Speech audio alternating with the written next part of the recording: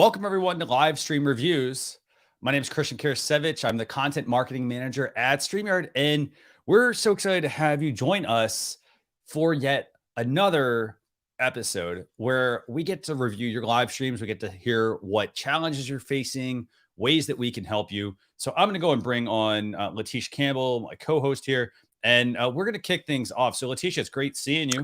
Hi, guys. Hey, Christian. Hey, everybody. How's everybody doing out there? So yeah, definitely let us know in the comments where you're tuning in from.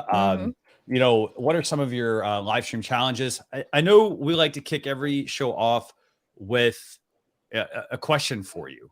Right, So, not just where are you tuning in from. We love hearing that. Where's everybody tuning in from, by the way? So feel free to put that in the comments. But Leticia, you have a question for our viewers, right? My question for you guys is, are you thinking of having a guest on your show? Are you searching for guests to be on your show at this time? Or are there some of you in the crowd who are finding it difficult to either find guests and also manage guests? So we're going to be talking about that on today's show. And we love you guys to come on the panel and discuss some of your ways you get guests on your shows, or if you need help getting guests on your show, join us in the panel. We'll help you out. That's a great question, by the way. Yeah. And, I had a great conversation actually over the weekend after the show. I think we had a guest come on. It was her show is about Kermit and Friends. And, we spent quite a bit of time actually talking about how you can go about finding guests or how to go about building out your schedule of guests. I will say this, the best thing you can do when live streaming is to build consistency into your process. To be filling, not just fill your funnel with prospects, but if you're going to have a guest on, make sure you are spending enough time trying to get enough guests in your pipeline. For example, I like to book 2 guests at a time. So, I'm not just thinking like, okay, I'm thinking if I get 2 people that join, one will pick one day, one will pick another. That takes a lot of the pressure off me to have to always find guests. Absolutely. And then when I'm finished with a guest, if I think that, if I think they're a good guest, for example, I will actually invite them again and say, you know what, like, loved having you on the show. Would love it if you want to come back, let us know. And then what I have them do is I book, I don't have them book like a month or 2 later. Maybe sometimes it's like 3-6 months down the road, but I have a way for them to do that. So then this way I'm actually starting to build out my calendar for the entire year. So do we have any good comments coming in from viewers, by the way? We have some really good comments coming in. Many of you guys are saying that you do struggle with getting guests and what have you. My journey with live streaming, as you guys know, started out with Google Hangout. I've never had guests on early years. Once I did Google Hangout, then we did Periscope, which was really no option for you to have a guest. So once, Facebook came around, StreamYard came around, and really, and even with there was other platforms that allowed you to have that guest option as well. I remember having tons of people on screen with me. I remember doing weekly summits every Friday, and it got into where now we had to really plan this out, because it's more than just saying, hey guys, let's just meet on Friday at 9 p.m. and talk about this topic or what have you. It's like I had to think about the flow. I had to really say, well, maybe I had to really evaluate the people that I were having on my show. And I was like, well, is this person the right fit? Do they really speak to my overall goal? There was one time I was having the same people on that does the same exact thing. So there really wasn't any individuality. And then, a lot of times, I know we had a guest on one of the shows, on one of these shows that said, managing the guests to stop getting them to talk over each other and things like that. And I know that even though StreamYard makes this such an easy opportunity for us to get people on our shows, but it's like sometimes we think that when we have a show, we think that people are just going to run to us and want to be on the show. And there's a lot of preparing you have to do before, during, and after your show when you have guests involved. Definitely. Yeah. I'm seeing some really great comments from everyone who's tuning in. I do want to talk to some of you all actually, I want to talk to all of you, but I want to talk to you all, the people who are talking about, for example, I think Adam was saying, let me find his comment. Actually, he's talking about having guests on. He said that it sometimes is he said it's a challenge, and then he moves into Q&A actually. So Leticia, if you happen to see that one, can you bring that one up actually real quick? It's from Adam. Yeah, sure. Yeah, so it's exhausting and frustrating for me booking guests. So I want to actually know what's so difficult about finding a guest. Is it that you don't know where to go find them? Is it that your guests will constantly back out after you've scheduled them. Like what is that challenge that you run into? Would love to either have you come on and join us and talk about that, or just let us know in the comments. Either one of those is totally fine. Right. I think a lot of that too is sometimes certain guests won't come on your show because maybe, I'm not just talking about Adam exploits, I'm just saying in general that if a guest is confused or potential guest is confused on what your message is and what you're talking about, and they feel that if they do come on your show, they won't be able to really contribute because they don't really have an idea of what you do. Like there's certain shows I would never go on. I don't like to go on. I was talking to this with Christian the other day. Sometimes I get asked to get on shows, but it's like a gossip channel, or is it like a just in news channel about housewives or any other topic? And that's not my niche. That's not like an industry that I don't even pay attention to those things. So I feel like when certain people, when they ask me, yeah, Leticia, I would love for you to be on my show, and then I'll look at what they do. I do say no a lot. I actually say no every day to people because I want to be able to deliver. And if you're talking about a particular topic or message that I feel that I don't even pay attention to, I won't give you any value because that's not an industry that I tap into. So that's another thing, is like us really getting clear on what is our show about, what's the message, what's the opportunity for the guests, and also what work the guest has to do for the show as well. Yeah. And so, by the way, if you do want to join us, do us a favor. So you want to join us, do us a favor, and Leticia, I think, dropped the link to come on screen with us.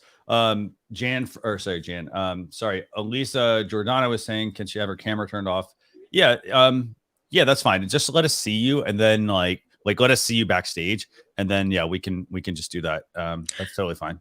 So let me tell you, when I first came on this show, I was a hot mess. So trust, you didn't look. I'm pretty sure you don't look worse than how I looked. Yeah, we got some great comments. We would love for you guys to get on panel. Y'all are blowing up the chat, which we love. And so while we're waiting for people to come on backstage with us, I want to actually read. I want to go through Adam's comment here. Actually, Adam's saying, finding guests that are in my niche. Yes, a lot of times, larger channels look down on smaller channels. I network a lot, spend the time in live streams, so people in the chat know who I am. Okay, so I would say this. Here, I'll tell you what my process is. My process is I keep a spreadsheet, and I have two worksheets basically in my spreadsheet. So one is literally every single show, who the guest is, what the time of the show is, the date, all that kind of stuff. That's literally in a spreadsheet. The other thing I keep a second worksheet, and that is literally every single person I ever want to have on. And so, what I basically have done is I've built out my whole calendar year. And so then I basically I go fishing. It's essentially a fishing expedition. I go out and I invite a lot of people, and sometimes those people will immediately book. Sometimes there's people where like I'll catch them on Messenger, for example, on Facebook, and they'll say, like I want to be a guest. But then what will happen is they won't always book immediately.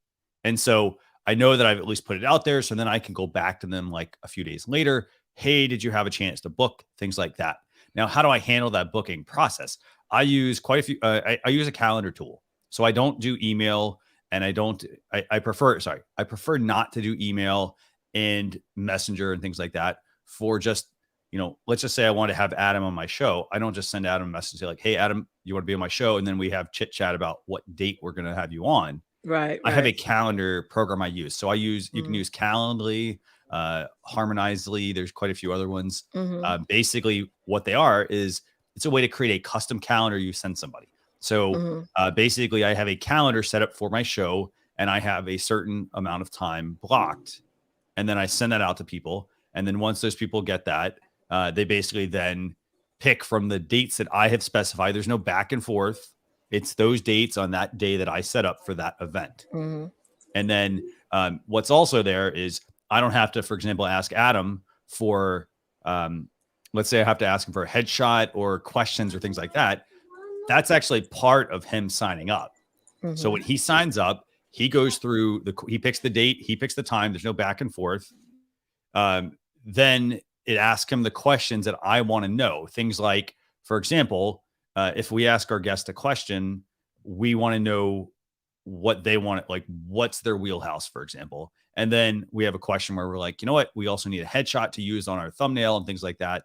And I literally just put that in Canva, for example. I use Canva for designing parts, for removing the background from the person. And then I bring it into my design program.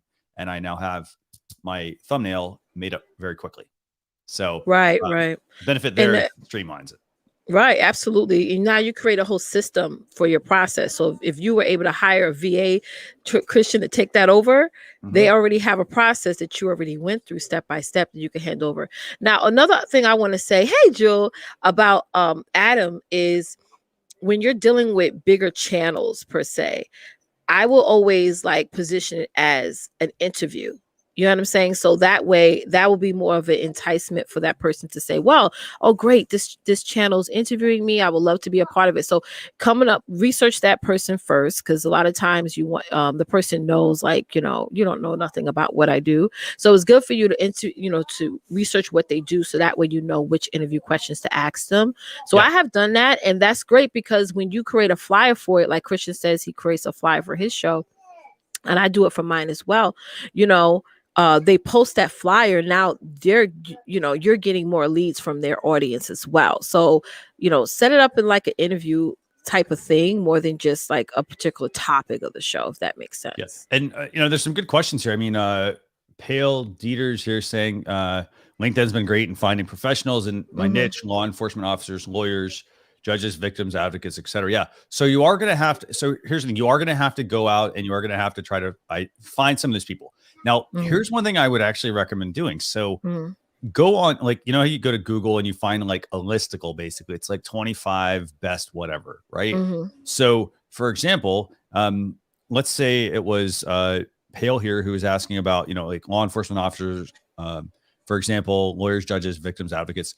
Maybe you want to actually go to Google and see if there's any listicles that have a bunch of people named and then look through their bio and then see if, hey, maybe there's 25, maybe 5 of those would be worth reaching out to, and then do the outreach. I'd start with some of the low hanging fruit, some of the people you can get on, and then, ask. So like, for example, let's say I had Leticia on my show. Let's say she was like on one of my shows and I said, hey, you know what? Like after the show, I always ask my guests as well, can you recommend other people, or do you have other people that we should have on our show? Right. So then I also leverage my network to help me bring in other people, or people I don't know, but maybe they have the connection to. Right. So, and it will grow as more consistent that you become. And that's another thing. If you're not consistent at doing your own show and you expect guests to come on, it's not going to happen. So you got to really be consistent at your show the way it is right now, before you can even think of, having people come on. Yeah. Because they have to say, what is it worth it for me? Yeah. So, okay, we've got John here backstage. By the way, if you do want to come on screen and join us and ask a question, we would love to have you on. So, do us a favor and, just join the backstage link. I do have just a couple of questions real quick for you. So, if you have a question, do us a favor, put hashtag ask in your comment. That's going to help us basically quickly identify that. And then if you have a feature request for StreamYard, I do see a few of them in here. Put in hashtag feature, and then I'm over here actually taking notes while we're doing this. So if you do have a feature request, always love hearing them. So just put those in there as well. So with that, let's bring on John and Leticia. Let's do that. Hey, John, how are you? Hey guys, how are you? Great.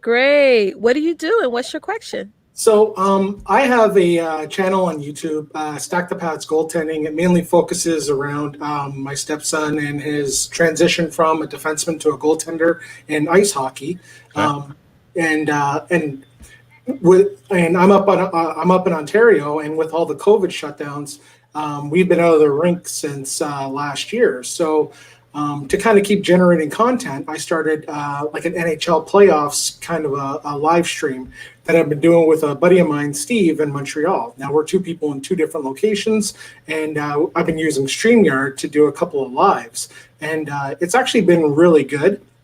But it's just kind of getting used to this new platform, and like being able to kind of deliver a better product for the viewer, like where it's not just, you know, two guys in a small little box and me showing like a PowerPoint presentation with like no intro, no music and that kind of stuff. So I'm just trying to learn like the backgrounds of like being able to have an intro pop up and having background music and having like an intro theme or something like that, and then just being able to get like a little bit more concise in putting up the little up menus, and you know, being able to put people's IG's address, different contact details, all their other social media. It's just kind of that. What was the last part you were cutting out there? Oh, sorry. Yeah, I'm also, and another thing too is like I'm in the country, so my internet isn't exactly the greatest. Okay. Waiting for Elon Musk there with a Starlink to get better internet. But it's basically kind of getting like a better overall product for the viewer. Okay, so let's take like a couple of those different areas. So you asked about doing like intro videos, right? Yeah. Okay, so intro videos. One thing I would say is you can go to tools like Canva. You can also, there are designers that will also make those for you. You can basically drop those in StreamYard. They go in there's two ways. So if you've got something that's like short, like a countdown timer, you could put that under the video clips section, which is under brands. So it's brands and then video clips. Do you need me to show you that, or do you know how? Yeah, sure. If you wouldn't mind. Yeah, sure. So let me go ahead and do that, and then Leticia, feel free to chime in while I'm doing this. Tell me again how long you've been doing the show. So I only really recently started it. I want to say maybe. The first show I want to say was around the May 11th at the very start of the NHL ice hockey playoffs, and we had a gathering of a few guys, and we all picked our bracket. So that was the first show, and that one went pretty good. We had a few people, and now we're doing like a daily kind of a thing. So it May of this month, you would say that's when you started to be consistent, right? Pretty much, yeah. And then you're still very early. If I were you, I would focus on the infrastructure first. I would first focus on content and creating that hardcore consistency for the next 30 days before you start to think about all the other things like intros, overlays, and things like that. Because you can get intros, you can get overlays, you can get all the nice techie stuff that all the top streamers or longtime streamers are doing. But if your content is not great, if y'all don't sit down and have meetings, like Christian and I have a show that we do together outside of this show, and it's still new. We started it back in March. So we have once a week, sometimes even twice a week, we have meetings about the show, the topic, the layout, everything.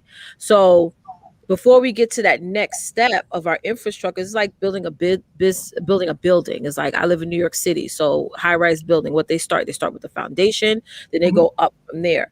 So that needs to be the goal first. Whoever you're doing this show with, y'all need to have planning meetings every week. Y'all need to talk about what worked, what didn't work. Look at your viewership, boost up your promoting the show. So what are you guys are doing outside the show to bring people in the show consistently to get people inside? I know that's not the typical answer, but you know, that's the answer that you need to, that's the thing. These are the things you need to do in order to make that show successful. So as you start building crowds into the show, then you do the intro, then you do the whole overlays and all that stuff. I mean, even making something simple in Canva right now, just so you guys have something, is fine. But you know, that you got to build the foundation first. Okay. So establishing your target audience and then branching out after that. Yeah, because you can get all these things and you're going to change it 2 months from now because the direction of the show is different. That's why I always tell even my clients, don't invest and put all this stuff in here and into things in your shows when 6 months from now, y'all maybe want to go in a totally different direction, or y'all want to shift certain things. And then now you already did all this work of layovers and intros and stuff like that. And all this stuff starts to add up, you know? Yeah. So we want to slow down so we can speed up. And that needs to be the plan. I gotcha. Mm-hmm. Okay, so let me go back to your question about you're asking about how do I add like video intros and things like that. So what I'm gonna do, I'm gonna share my screen here. Here we go. So this is basically from another dashboard, but basically what I was saying was you can go to the brand section over here. on the right-hand side. And then if you scroll down, there's the video clip section. And so you could upload, like this is where I put my intros. You could put up to a 200 megabyte file or 10 minutes. So it's 10 minutes or 200 megabytes. And then that's where I would put I usually put my video intro there because I can turn it on. What I will typically do is this. I will put the thumbnail up, this one, for example, like this. And then I will then play the video intro. And then while that's playing, I will turn the video intro, the thumbnail off. And the reason I do it like that is because then I'm on screen when that's finished. Does that make sense? Gotcha. Yeah. So that's where you can put the video clips. Now, the other thing though is if your video is longer than 10 minutes, which by the way, I think 10 minutes for an intro is a long intro, really only needs to be a couple minutes. You can also use the share video function here at the bottom and then use the video file, and you could upload any video of any size at that point. But that's going to play off. That is going to play off your computer though. So you do have to keep that in mind. If you don't have a strong internet connection, that's literally uploading from your computer to your internet. So that's where I'd start with the video intro and even the video outro, for example. And I mean, really to get started, I mean, like, for example, you know how we have the StreamYard ones we showed at the beginning. If you want any of those, like you can just email me marketing@streamyard.com and just reference the countdown timer on live stream reviews. And I'm happy to send you the files so you can put them in to give you something to start with if you want to.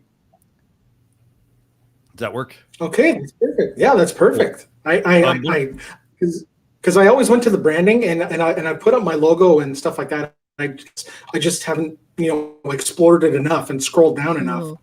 Yeah. So there's that, and then if you go all the way to the bottom, by the way, at the bottom of the screen as well. So like, let's say you want to turn somebody's names on or off. So if you click this on or off, it'll actually turn off or turn on the names as well. So depending on if you want that. And then just remember, backgrounds go behind everything. So a good friend of mine, Neil Perek, was telling me we talk about the StreamYard sandwich, essentially, which is the background. So it's the background. That's what's behind us. Like right now, that's the blue. And then it's us on top, like our video frame. So it's background, us on top. And then if we have the logo, that's another section. And then if we do an overlay, that goes over top of everything.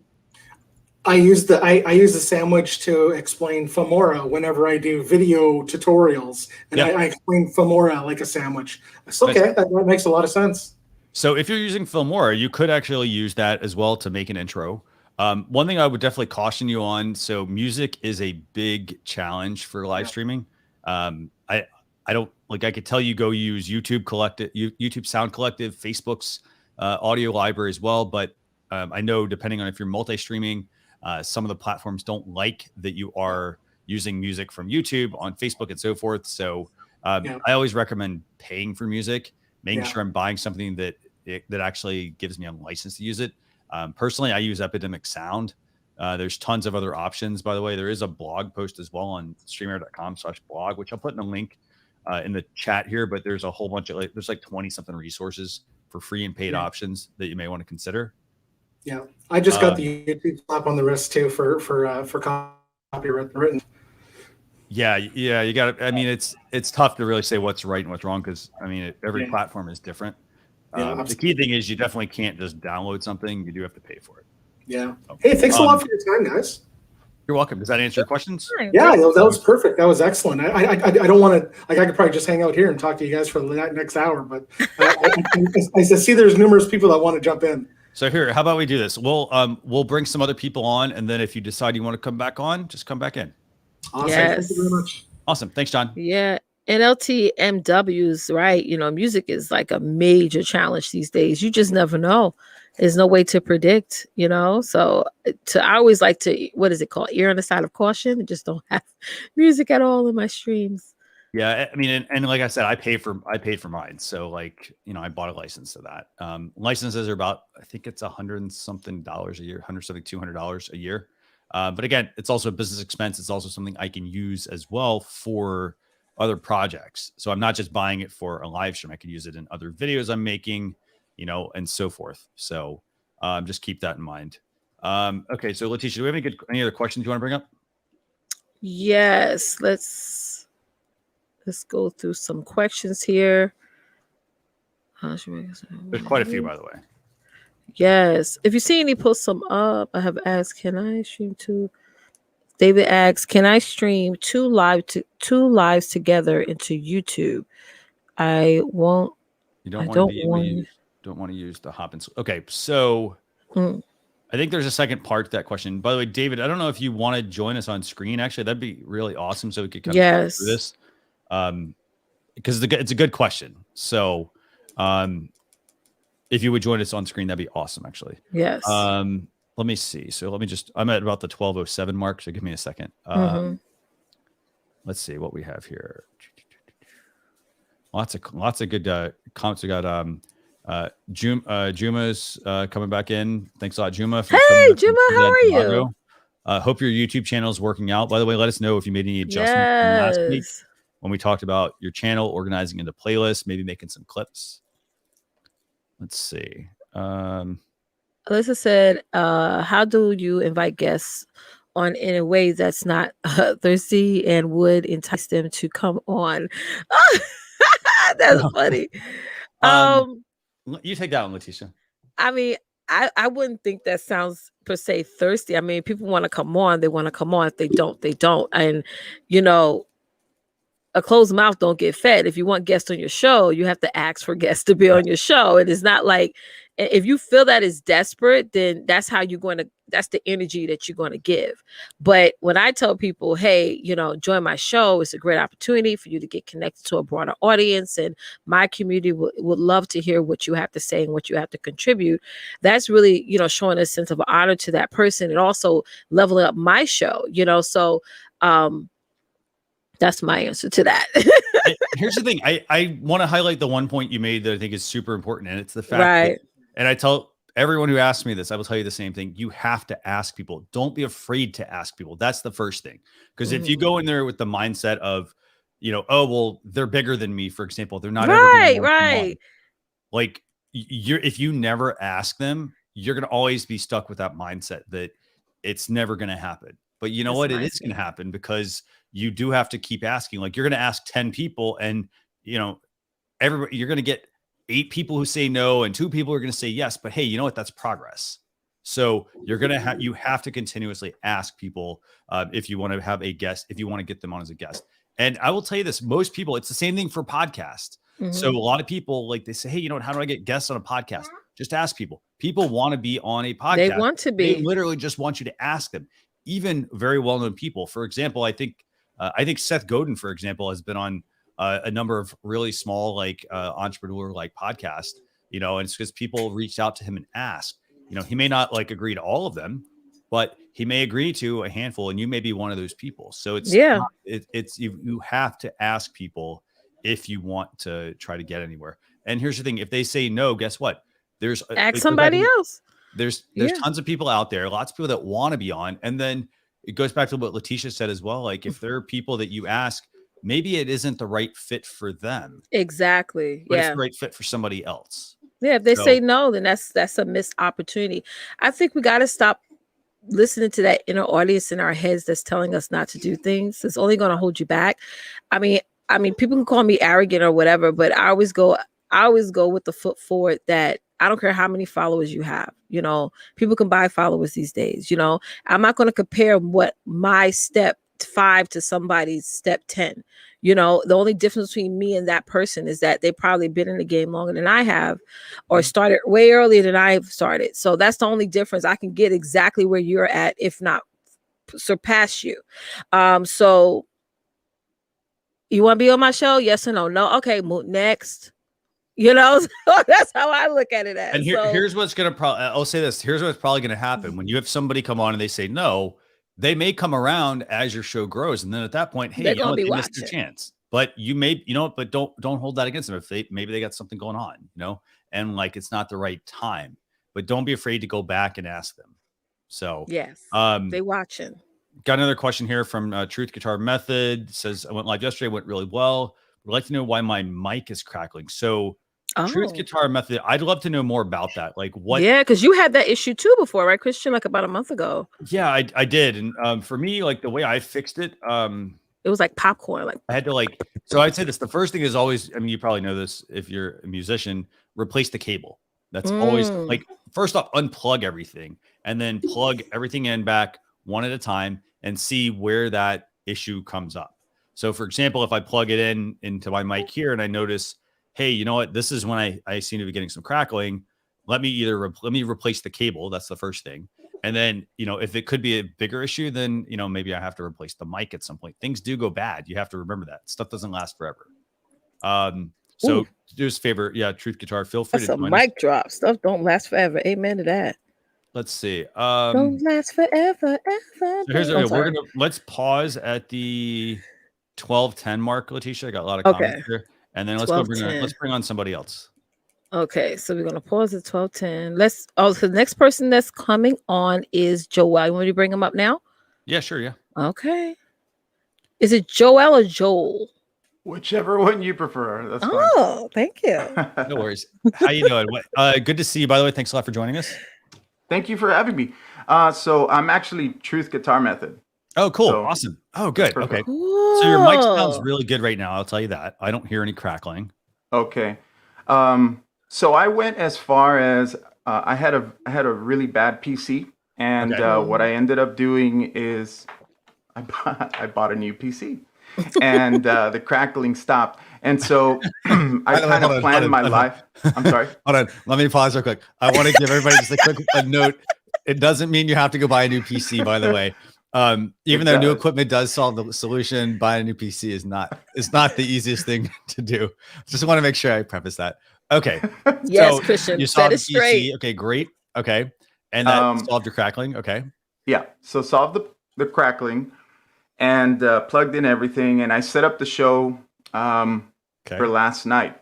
And basically what my show is I provide my community with a guitar backing track.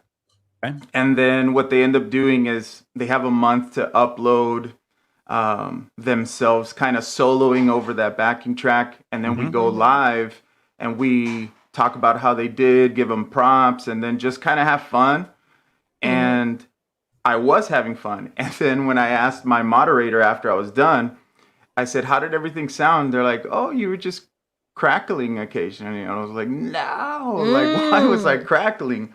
And so I have no idea what it was. The computer is top notch right now. And the microphone, I'm not going to lie, I could do a lot better. I just need you guys to justify, give me a legit reason to buy one. Because if you're saying right now that it sounds good, there's no crackling or anything like that, then I can't justify going out and spending, upwards $300 to $500 on a new microphone when this is doing the job. Like I can't justify it. But I would like to know what would be the best settings for the microphone, because I have particular settings in order to play the music that my community comes on, right? So that it sounds perfect and it doesn't sound out like washed out music. And so if I have to keep going back and forth to echo cancellation and all that stuff, I'd rather not do that. What would be the best setting for what I'm doing, since I'm doing the music plus me talking? Because I have to mute myself when we're doing the music, right? And so I have to come back and forth and stuff. So what do you guys think? What kind of mic are you using? Let's start there. So it's a newer mic. Okay. It's bottom of the barrel. It's when I first decided to do YouTube, I just kind of bought the essentials. I didn't go out and spend a whole bunch of money. It's about a $25 mic. That includes the boom stand. So Okay, so what's the model? Do you happen to know? Like, I'll look it up real quick. Yeah, NW-700. NW. There you go.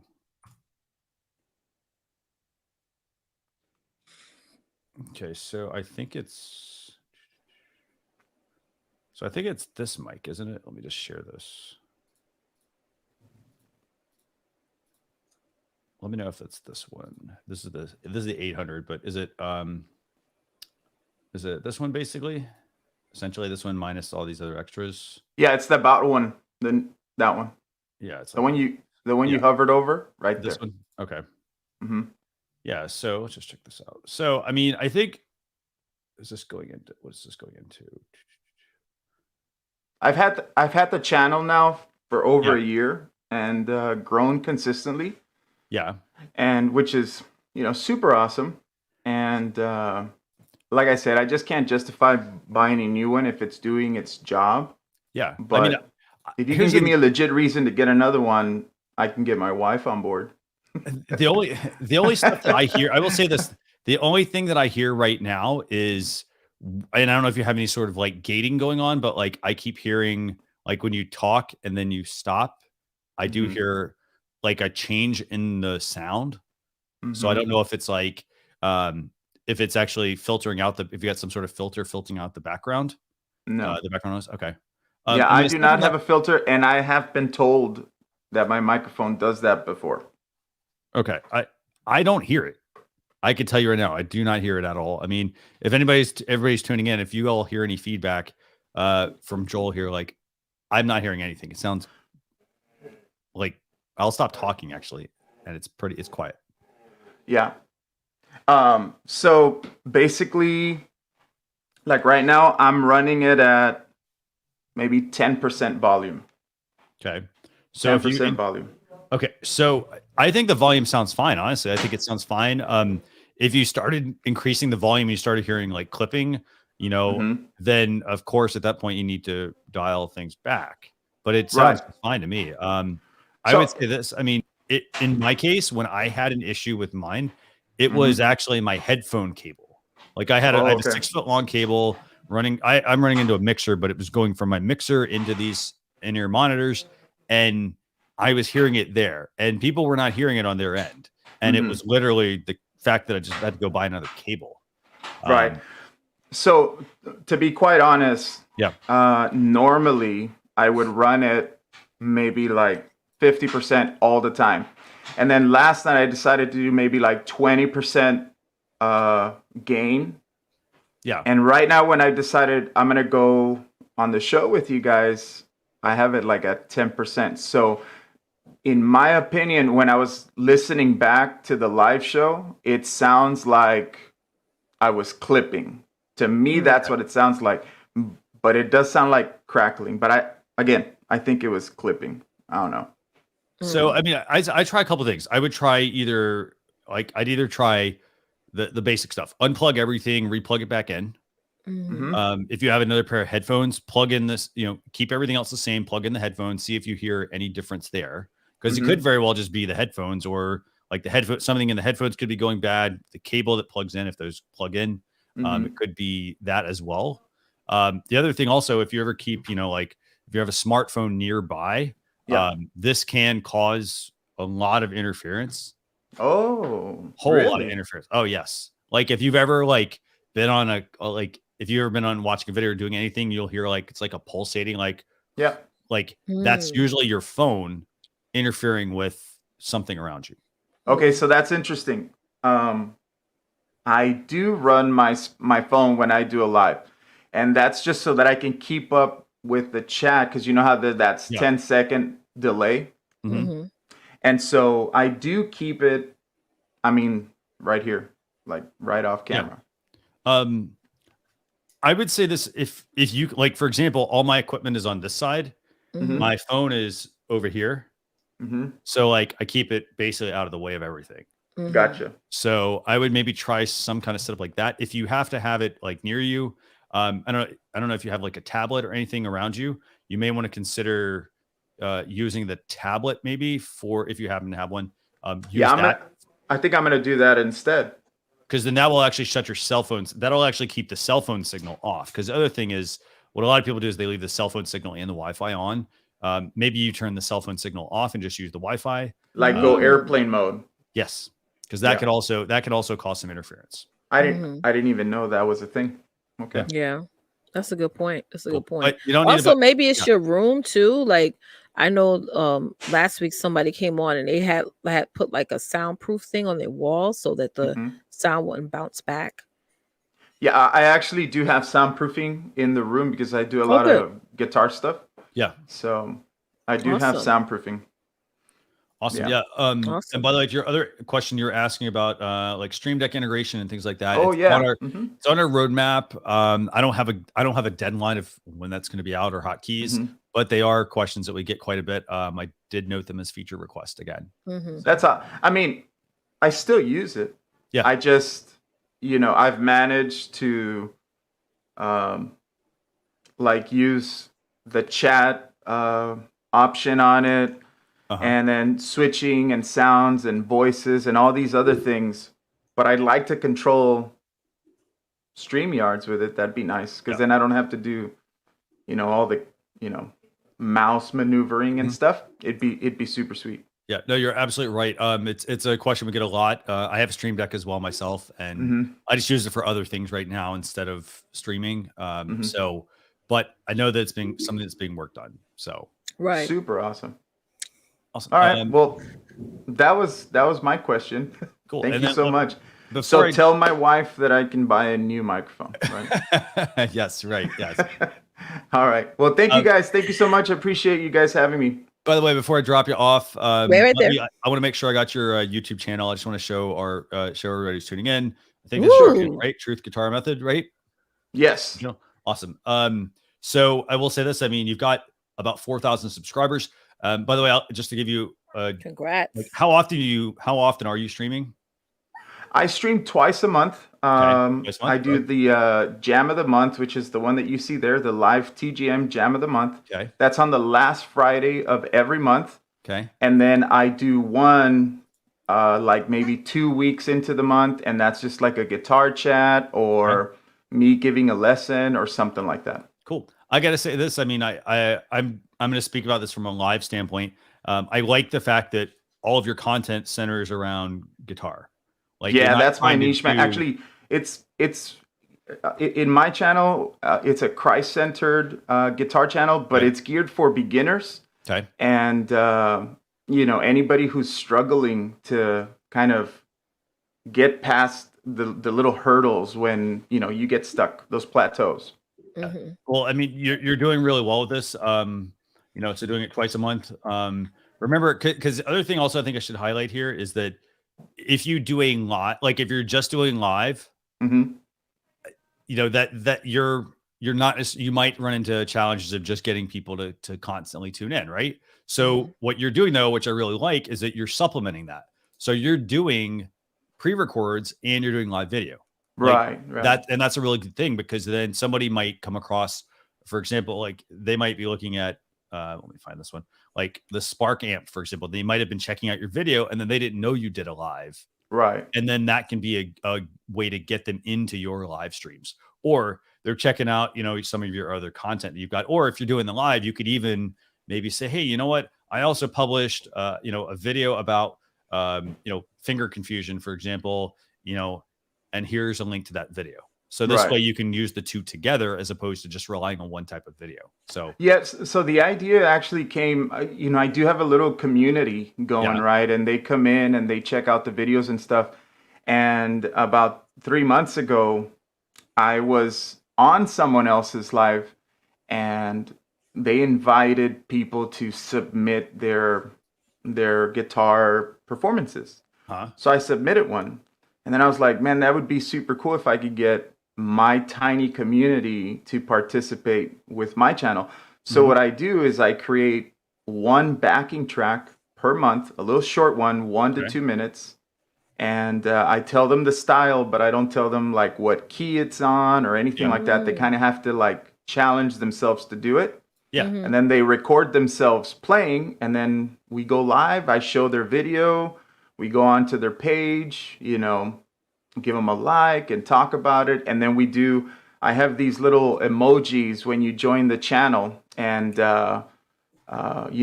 we give them like star points or something like that. And I thought that was a really good way of capturing the community's interest.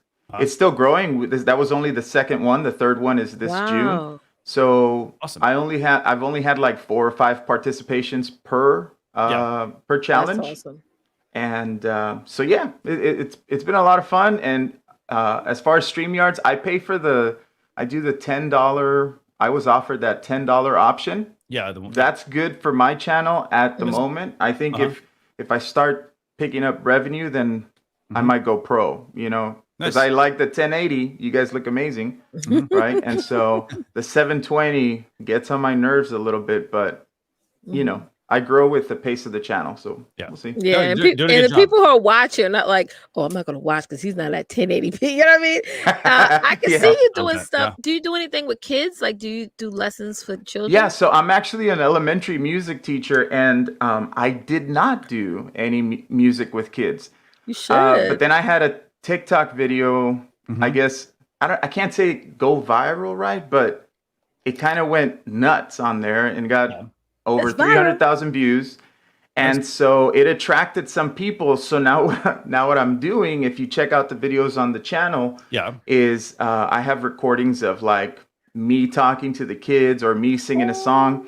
And I connected those videos to my website, and my website was all geared just for guitar. And what I did is I opened up a tab just for music educators, where I provide lesson plans and stuff like that. So that was another way of, picking up a new portion of a community. Yeah. But I haven't thought of a way. That's a humongous community. Yeah. So I haven't thought of a way to integrate, like, maybe interviews with other teachers or something like that. It's been on my mind. The thing is, I'm a believer in doing what you love, right? And guitar is my first love if we're talking about work. And teaching elementary music, super fun, super awesome. But I can't say that I'm as passionate as guitar. Does that make sense? Right. I'm gonna sign all my kids up if you were doing it. there you go. Well, yeah, and so I know I have hurdles, right, because of that, because I don't want to kind of I'm letting it in just a little bit. Right. But I don't want it to take over my entire channel, because I want to make sure that I'm having fun with what I'm doing all the time. Right. Awesome. Thanks for joining us, and thanks for telling us about your show. And again, if you have other questions about your audio, if you have any crackling, more of it, feel free to reach out to me. I'm happy to help. So awesome. Does it sound good right now? That's all I want to know. Yeah. Say no, and then I can go buy. I know. No, here's the thing. I seriously, I think it sounds very good, actually. Okay. All right. And if you do need another mic, just let me know what your budget is, and I can make some recommendations. Father's Day is coming up. That's a good, Okay. That's a good way to say, honey. What's coming up? Yeah. Well, yeah. I'm looking at some decent options. Yes. Okay. Yeah. In the higher spectrum of the expense budgetary fun, Very cool. No, awesome. Thanks for joining us. Yeah, and I made a note about your channel, so thank you very much. Sweet. Yes. Awesome. Thank you, guys. See you. Bye. Bye. Yeah, I totally get what he's saying when you're trying to convince your spouse that, hey, I need a $200 mic or $400 mic, because they're still seeing it as a hobby. Yeah. We taking it as this is what we do. Like, this is our vision. It's here. It's in our minds. And they're like, you're just making an expensive hobby. Like, so that's the hurdle. Yeah. Yes. Very, very true. I mean, here's the thing, but I will say, I like the fact that he's taking it slow. Right. He's letting, like, as things are moving along, he's making the investment versus some people just make that big upfront cost, at the beginning when they have, the show doesn't have a plan, or, they don't even know if it's going to be successful at all. So, and I also like how he mentioned that even though he likes doing, music with children, that's not really what his passion is. So sometimes even when we see that there's a big audience out there, if we're not passionate at giving that content geared around them, we're not going to be consistent. Oh, absolutely. Nope. So I was looking through, like, we've got so many really good comments from people. By the way. I'm going back up a little bit so we don't miss any ones. Did you see this one here from Adam? Christian, what is a good free, inexpensive one-time free calendar? I've been looking at them. So I will say this one you could look at is, and let me see if I can get the price. Actually, there's one called Tidy Cal. Let me see. No, most of these, that's gonna be, I will say, that's gonna be one of the challenges with a lot of these. They're gonna always, most of these are like, this one might work. Adam, do me a favor, just send me a PM with your budget on that, because there's so many of these out there. I mean, I pay for like Calendly, for example, like that works really well. But again, it's a monthly cost, right? so you do kind of have to look at like if you're going to have people consistently on your show, then you want to make sure you have a system, as Leticia said earlier, that's going to help with that. Right, right. Yeah, go ahead. Yeah, it's like, yeah, there's I use Calendly too. Yes, there's a monthly fee, but if I'm not using it, I'm not going to get that ROI back. So we pay for these subscription plans, but we're not sending out the link. We're not using it. So we say, well, it's not worth it, but are you using it? That's really the key. So if you're going to pay for it, use it. And that's how you get back your return on your investment from it. Definitely. Yeah. No, excellent point. So let's see. Are there any other comments in here you want to bring up? I mean, I know there probably are. Features. Oh, hotkeys. I think you went over that already. Nothing Adam's exploits bringing up big issue he has is 80% of his guests refuse to wear earbuds and headphones. Again, this came up in our community as well. Like, I'd recommend wearing headphones all the time. I'm wearing headphones. It doesn't look like it, but I'm wearing headphones, and I've got their in-ear monitors. So basically, they make clear ones, black ones, green ones, blue ones, whatever. But basically, they go in your ear. They then go down the back of my neck, and then I have a nice, like, slim, low profile.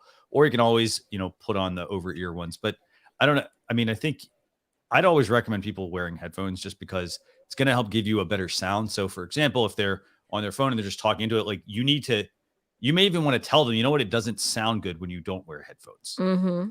Like, and maybe impress upon them that, like, you want to make sure you sound your best because you're presenting yourself when you're talking on something. Right. So, and what's their reason for not wearing headphones? I've never had an issue with anyone wearing headphones on my show. So I'm quite interested to hearing what is some of the reasons why they don't want to wear it. Yeah, I would. I'd love to hear what the reasoning is behind why they don't want to wear headphones. It's for their benefit to make them sound better. That's it's for their benefit. Okay, so let's see. We got Truth Guitar Method. Let me see. I'm going to answer one more question, and we're going to bring on let Leticia bring on the next guest. Yes, the next guest is. I don't want to skip anybody. By the way, Joel Kitko is Melinda. asking, having a trademark copyright attorney on your show. Yeah, so that's something where I will ask you all, the community. Like, I have some ideas of people I want to have on. Yeah, you guys let us know. But I need to also know if you have recommendations, because copyright trademark attorney is very different thing. You can't just go get an attorney for that. And so we want to make sure we have the right person on. So if you happen to have people that would be, you think would be a good guest that could talk about this topic, and it's knowledgeable, let me know. Okay, Leticia, I'm going to stop at the 12. Let's see. Let's stop at the 12:20 mark. 12:20, and we're going to bring on Melinda. Melinda mentioned that she doesn't want her camera on, but she did pop her face in on the bottom. Cool. So Melinda, when you're ready, we'll add you, or if you want, keep your camera on, give me a thumbs up. It's up to you. Oh, Milda. Okay, Milda, right? Milda. I'm sorry. Okay. Milda. My bad, girl. I messed up her name. You ready? Okay, let's bring her on. I call her Melinda, honey. I turned you into a sister. Okay. Hi. Hi.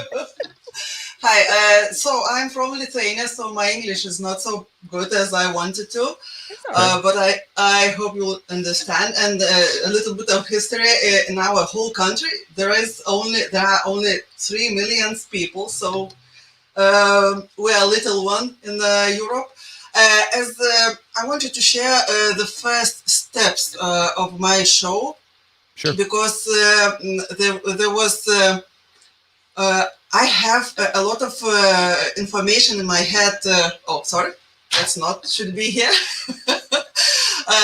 About real estate, but I didn't want to go and make some video or post or tell everything about one stuff or another stuff. So I decided to go live. I was so afraid. But as you said, both of you, just ask to go with you on the show. I am obsessed with the networking. So I have a lot of people to come to me. And first, the second, the third guests was what have I to say? What about now? About what we'll be talking? Something, anything. Let's just go and talk. And there is Antashukas is my real estate comb like for here, because I decided to go once a week, 20 minutes, me and other specialists, and that decision was the right and the easiest way to start, because I did know what to say and what do I have to ask them. My message for all those who are starting, just go and try, because I followed Evan oh, sorry, I didn't remember his name, but he said, when you make 100 videos, then you can criticize yourself, because now I'm wearing earbuds, but first 10th I didn't have them, so my sound was terrible from the bucket. What sound does it like now? Is it better, or is it I have to improve like previous Joel, if I said it correctly? So are you asking about your current sound setup right now? Mm-hmm. Okay, so I have a couple questions, and Adam's Exploits was actually bringing this up as well. So what kind of mic? So do you have a microphone you're using, or? Okay, so that's part of the problem. Okay, so I'm going to use you as an example, if that's okay. So you're using the laptop mic, right? Actually, HD camera. Webcam? Okay, you're using the webcam mic. Okay, so you're using the mic from your webcam. So I want everybody to, I want them to be able to hear that there's it'll sound good on your end, but when other people are hearing it, it's not going to sound as good, because that mic is designed to pick up everything pretty much. It's an open mic. And so for something like that, I always recommend, I would recommend something like the Samson Q2U. It's about a $70 microphone. I'm not sure what I will say. I'm not sure what it is there where you're at. But I would definitely recommend something like a Samson Q2U. The reason I would recommend that is because it's it actually can do two things. Actually, sorry, it's actually $60. Looks like it's $60. Let's see. So this is a Samson Q2U, and you're going to want to wear headphones. So, but the thing is, this mic, it's going to be, I would use my webcam for just the camera portion, and then I'd plug in the separate mic. Some people are recommending using a lavalier mic, but I would definitely recommend like a Samson Q2U. And this is what the Samson Q2U looks like, by the way, for those of you watching. And it's got, here, I'll show you guys how this looks. So basically it's going to plug in, it's got two options. It plugs in via USB or XLR. So you can start with the USB connection, and then you can move up to XLR. XLR requires an audio interface, all the other stuff, but you can also plug in headphones as well. So you plug your headphones into here, you plug the USB into your computer, and then it should be a pretty good sounding mic, actually, to take out some of that hiss that you're getting right now. Right now, that's being picked up by the microphone, because it's this little tiny mic on top of the, literally on top of this. So for example, here I have here, let me go back to this. So like, for example, I've got, a webcam, and if I wanted to use this for my microphone, it's not going to be very good. It's going to pick up all sorts of noise. It's designed to be the camera, but not necessarily the camera and the microphone, even though it has a mic input in it. Does that help? Yes, but one more question. If I change audio in my microphone from AirPods. Okay. This one. So that one sounds a little bit better. It doesn't sound. That's another recommendation. I also don't recommend using AirPods. AirPods are great for exercise and just you watching a movie or something like that on your device. But when you hear them on the other side, they don't sound so good. They sound better than what you have now, but that's because the mic is closer to your mouth as opposed to the mic on the camera, which is picking up everything. And I can answer the question about why my guest also didn't want to wear headphones. Yeah. Because I don't look pretty. that was the craziest answer. Yeah, because people don't like the way they look. Yeah. So thank you a lot. Have a nice day. Oh, you're welcome. No, does this help? I mean, I hope, like, if you have any other questions, just let us know. But that's what I'd recommend from a good mic to start with, and then you can always level up to something else. That's going to help give you, again, plug in the headphone. Like, if they don't like the way they look, get these. These are like in-ear monitors. They basically just go in my ear, and then look at that. It doesn't look like I'm wearing headphones. So, and so there's different kinds of headphones they can buy. They can buy the ones that go right here, that go down, in front of you, or they can get the ones that go behind their ears, that literally just go around and the ear. So lots of options there for them to consider. But that's also on the guest. So, but make sure, they should wear headphones. It's the best thing they should do. Because if they don't use their headphones, I have to move them or myself after they're talking. Is that right? You have to remember this too, as well. Like, I mean, if somebody's not going to wear headphones, it's your show.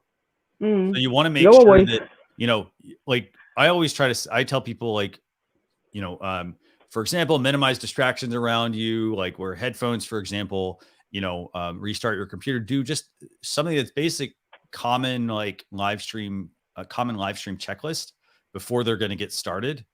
And then just focus for like that 30 minutes or that 1 hour, however long that, episode is. Yeah, you got to have standards really and let them know, like, even though appearance may be important to them, your standards are content, sound, and then after that, appearance. So the appearance is basically secondary to your show. You want to make sure that, people are hearing the guests and the guest is conveying their content. Everything else beyond that is not something that's extremely important. And the last one, not a question, but to share, as I wanted to go live stream more and more with confidence, I started the second one at Give Us Designers. It's live communication because I ask on Friday, I ask people to go on my show and talk about the message, to spread the message they want. What do you want to share? What do you want to talk about? Because my audience is so open, and there are not many hundreds, only not thousands yet. But I just building my confidence, building the brand, building just going. Let me see something else. So that's what I'd recommend. I mean, I think, like, also, back to what Leticia said. I mean, it's your show, so you need to make sure that you control, like, what your show is. Like, if you have like, you should have standards for your show. And, for example, don't just get on and chit chat. Like, spend your time wisely with those people. Show that you mean business, basically. So, that you're not just on there to, like, hey, we're going to just, like, just chat for, like, 15 minutes about, a random topic, because people are tuning in to, like, they're tuning into you for help. So, whether it's help or conversation or information. Yeah. Okay. Okay. Thank you. Bye. Very welcome. Thank you so much. Bye. Okay. Leticia, where do we stand with questions? By the way, and I want to thank Adam's Exploits for letting me know about the audio. I'm glad we could help diagnose that. Yes. So I saw a lot of great comments. I was scanning through 4 questions. Someone asked what type of laptop she's using, but I think she already said that. Yeah. No, I'm not. I mean, here's the thing. I think in her case, like, I don't think the laptop was the issue. Yeah. It's like literally when she switched to the AirPods, it sounded very different, right? Let's see what else we got here. And by the way, if we didn't get to your question that's on there, if you had a question, just put #ask and we will get to it. And again, if you have a feature request, #feature. Right. Let's see. So Steven is up next. Yeah, let's go bring on Steven. But yeah, there's a lot of good recommendations, by the way, in the comments. So Sure. check those out. Pull those up. Yeah. Pull those recommendations up. Okay. So yeah, Dimag Darren was saying he agreed on the mic. Yeah. So okay, who's next? Who's coming on, Leticia? Steven is next. Cool. Steven, you ready, Steven? All cool. right. Okay, let's do it. Hey Steven, how you doing? Hey, how's it going? Good. So I was going to say, I'll start off by just saying that I'm loving using StreamYard. I use it for a lot of different stuff. Yeah. For my personal business, I'm doing these 1-minute videos each day. And what I'm doing is I'm just doing them live, and I'm using the same thing that you're using with the backgrounds and then the video for the intro and all that. So it's giving me this really high-end quality look, and I'm not having to spend any time on editing at all. Yeah. I love that. Yeah. Your audio sounds good, by the way. It sounds very good. You've got headphones, obviously. It looks like you're using the Blue Yeti. Is that right? Yeah, this is the Yeti X. Nice. Yeah, and one thing to note about the Yeti, by the way, for those of you who happen to have a Yeti, is to make sure that you position it correctly. A lot of times there have been people that have come across, they've been positioning for the wrong way for years. They've had it actually backwards. And then they wondered, well, why is the audio not as good? So but no, it sounds really good. It sounds like you got a really good quiet room as well to be in as well. So yeah, I was kind of debating with this room because it's a big room. Yeah. And when I'm on this mic, when I'm here at the desk, I don't really get too much issue with audio. I have a glass top desk, so I was thinking about maybe at least putting something here to help a little with that. Yeah. But I have noticed if I use my lav mic, if I'm standing and I'm back a little bit, there's a lot of echo. So I do need to maybe kind of look at doing something with that. But as long as I'm here at the desk, it seems to be fun. So for something like that, by the way, if you wanted to, so one thing to mention, by the way, so Steven said he's using a glass desk. You have to think about that when you're speaking into your microphone. If your desk is glass, your voice is hitting the desk and bouncing back. So for something like that, by the way, Steven, if you do want to sort of deaden the desk a little bit, you could always put one of those, like the desk mat. Have you seen those? Basically, it's I was looking at some of those actually yesterday, and I came across somebody made a comment on a thread and said that they saw a lot of people using yoga mats, that they cut down the yoga mat. Yeah. Seems like it would work really well, nice and thick. Yeah. You could totally go with something like that. Yeah, just make sure you flatten it out. All that cushion. There's also another thing also that I also like, but it comes down to if you have enough desk space. There's a wrap you can put. There's this it's almost like it goes around the microphone. And so it's like a sound deadening booth. Oh, yes. It goes around the mic. So when you speak, all of that noise, all of the sound goes into your voice goes into the very soundproofed area around the microphone. It literally goes like this around the mic. And so when you speak into it, but the downside is, as I mentioned, you do need a lot of desk space, but that'd be another option if you wanted to go with something like that. But I like the yoga mat option. So what question can we answer for you? What questions do you have? Yeah, so we also have a sports show that we do. We started it in November of 2019, and we had no idea that 5 months later there'd be no live sports for like 4 months. Yeah. So that was a lot of fun, but we kept doing the show every week after, even during the pandemic, even during the shutdown, we still did our show. So we're now coming up on almost 1.5 years of doing the show consistently. Right. And it grew pretty well for a while. We got to about 55 subscribers, and we have a core group of people who tune in every week. They interact in the chat, and we're getting good connection with the people that are there. They're loving the content.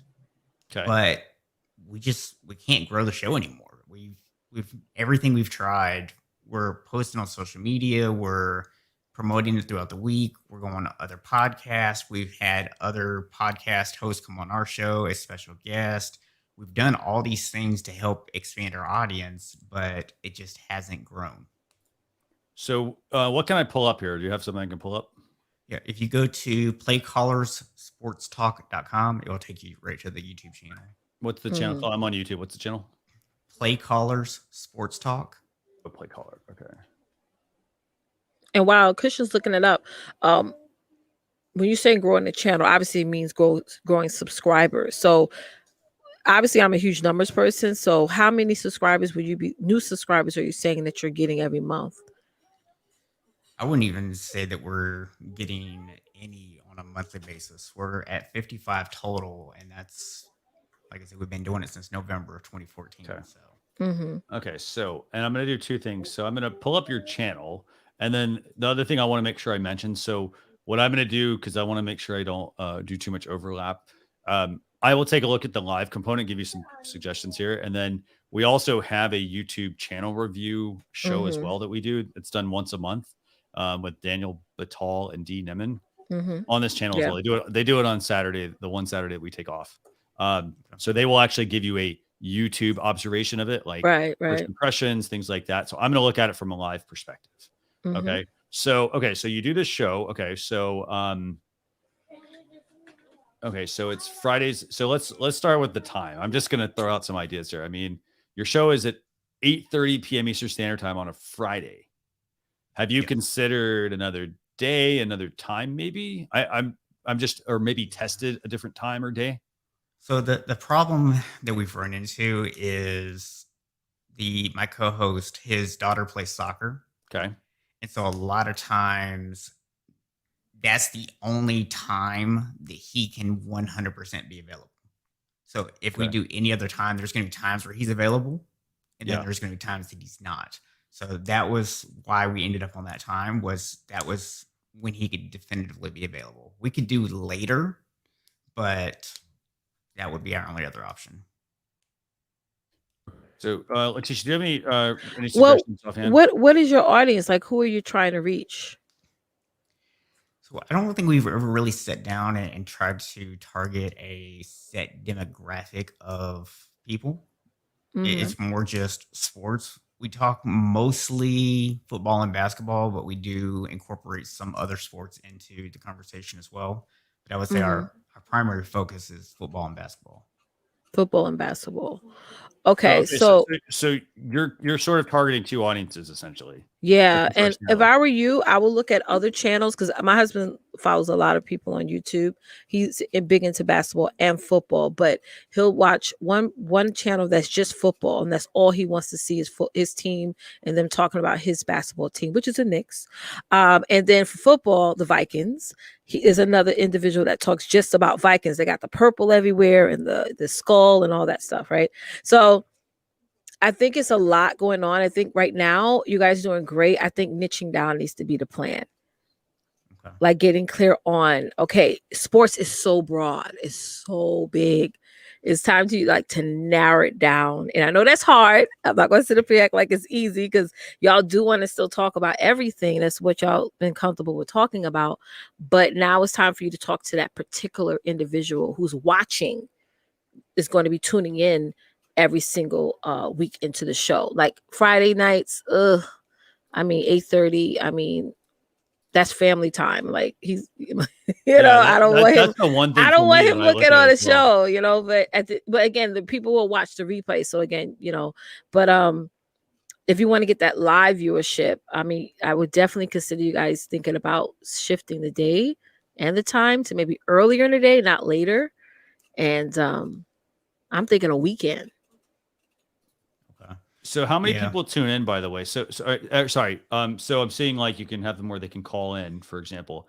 How many people call in? Do you end up with crickets when you do this, or what? How do you? So we actually just added the call-in component about 2 weeks ago. Okay. So we've actually had a few people call and leave voice messages that we're playing on air. Okay. The other thing also, I'm just looking here. So it's literally just the two of you on screen. Do you have any and again, this gets into, I'm gonna say potential legal issues, but showing there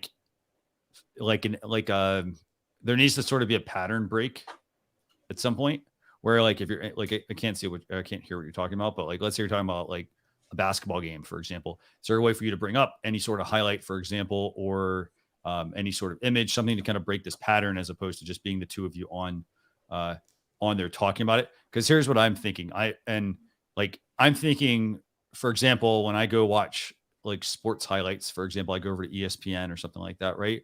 I'm watching a 30-second to like a 1 minute, like in your face, here's 30 seconds, 1 minute about something versus this looks like it's 70 minutes.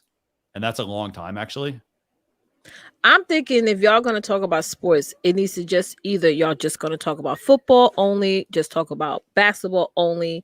That's because even when I'm watching the sports channels, are they talking about all the sports? Are they talking about golf, basketball, football, and all that stuff? Or are they just, because I know what channels that we watch, they're just talking about football or they're just talking about basketball. It's not a whole collaboration of everything. And just like someone mentioned, John, I think sports channels, that's hard, especially if you're are not niching down. I would say we're kind of similar to like Sports Center, where they actually do talk about different sports and different stuff throughout the course of the show. And I mean, I think it can be done, but it is difficult, like you said, if you don't really have like a niche for basically somebody. You would need to go live every time a new thing comes up. Like if a player gets switched from one team to the next. So if you wait till Friday, people are like already watched that conversation already, someplace else. So I know for some channels too, like when something happens, they go live and they talk about it right then and there because it's the hot topic, But I know that's hard because then you and your guest has to also be able to, go live at any given time when something new comes up, whether it be anything that comes up in the sports world. And one idea. Sorry, go ahead, Christian. I was gonna give you a couple little feedback points. So like one thing I notice here, for example, you don't have any tags in your videos. So your videos, no tags. Tags, title, description, for example. I feel like, so for example, I don't know what your show is about at this point. I know that it's about sports, which is great. But for example, if you're talking basketball and football, are we talking NCAA, NBA, high school? What are we talking about exactly? And then what is this show about? Does that make sense? Right. Sorry, what is this episode about? Because then, for example, let's see. So last night, let's see, what was it? The Brooklyn Nets and the I think if you hit show more, the show more there. Yeah. Okay. So, okay. So like last night was like Brooklyn Nets and like the Boston Celtics, for example. Let's just say you were talking about that game. Okay. You're going to want your title to be about the topic that you're talking about. It doesn't need to be the date of the episode or even the title of the show. Right. Yeah. Take that out. So you should have just had the Brooklyn Nets there and the other team and just have the hashtags too on the bottom. So that's why when people are on YouTube and they're typing in Brooklyn Nets, your stuff pops up. So like, well, and I'll even give you a more detailed example here. Right, so like, right. You're talking about NBA playoffs. Okay. Well, what are you talking about? The whole NBA playoffs? Are you talking about the play-in tournament? Are you talking about the Lakers? Are you talking about the Suns? Are you talking about a particular series? Talking about Eastern Conference, Western Conference? What are you talking about? Because you just listed about the whole thing. Okay. So I'd maybe be a little more descriptive here. So like NBA playoffs, and then maybe mention some of the teams. And then, for example, you're talking about Julio Jones and Aaron Rodgers. Again, those would become tags as well. Like so does this make sense? Like it's partly niching down, as Leticia said, like football, basketball, etc. Like, what are you talking about? Big picture. And then what is that episode about? It's awesome. You can go through and like rattle off some of these different things. The other thing you also then need to do, like, let's say at 5 minutes in, you were talking about the NBA playoffs. You need to add YouTube chapter markers to these videos. Right. And you basically do it by putting like 05:00 and then whatever. So put chapter markers in, because that would actually then help YouTube, for example, if Google or YouTube happen to pick this up, people could then go right to the chapter marker and not have to actually fast forward through your whole show to figure out where that's at. And then on top of that, you need to definitely niche down on what these are, because then if this is talking about like Aaron Rodgers and Julio Jones, maybe that's part of the title, and then your tag could include Aaron Rodgers, Julio Jones, Green Bay Packers, right, Falcons, the team that they're rumored to go to, NFL, that sort of thing as well. And then and you were going to ask me something else as well, right? So what was your other question? Yeah, well, I was going to say, I mean, in terms of the titles, I agree with you. It's been a bit of a struggle just because we're talking about 7-8 different topics during the course of the show. So it's a little bit difficult to try to figure out what to put into the title. Well, maybe niche down the topics. Yeah, so the title can be very targeted and specific. Yeah, because when I do videos from my personal brand, I don't do the titles as the name of the show. I do them as what I'm talking about because I'm only talking about one thing. Right, So I get where you're coming from. It's just been difficult here. Yeah. Your live show should totally be the same, should follow the same type of process. Like, don't just use the name of the show. Yeah. Like the name of the show could be a tag. It could be in the description, but it doesn't need to be in the title. Right. Because the title is key information. So like if I went to YouTube right now and I search for like, I don't know, here, let's just look up. Like I will tell you, there are a handful of sports shows that I do tune into. And it's like, for example, it's one guy and he's talking about like a team or a player or something like that. Versus he's giving me this big picture of things. Right. What other let me see what he's doing like with all the topics would work good if he's targeting women, because we like, you know, but men, you guys are very like, your attention span's a little shorter, so it's like, not, no offense, but like maybe niching down the topics would be better. Yeah. Let's see. I mean, aside from that, I mean, I think that like we've got some good comments here from, let me find it. A couple people actually like the artwork. Yes, the artwork's good. The graphics for the stream. He does recommend like maybe some better lighting to kind of like give it a lot more what's the word? Put a little more light on your face. I'd recommend, by the way, for Cool McCain here, I would recommend, it looks like his laptop is leaning backwards. So he may want to bring it forwards, raise it up so that the camera is right there at eye level. Right. So I would definitely recommend something like that. And then the other small tweak I would make is bringing the two of you to the same height. So, for example, you're nice and big in front of the screen. He's not as tall in that sense. So you may want to bring his headroom up a little bit. Okay. Right. I agree. But that's minor stuff compared to niching down the topic that you're doing. So my other question, you brought up this idea that we really would have to go live almost every time anything happens.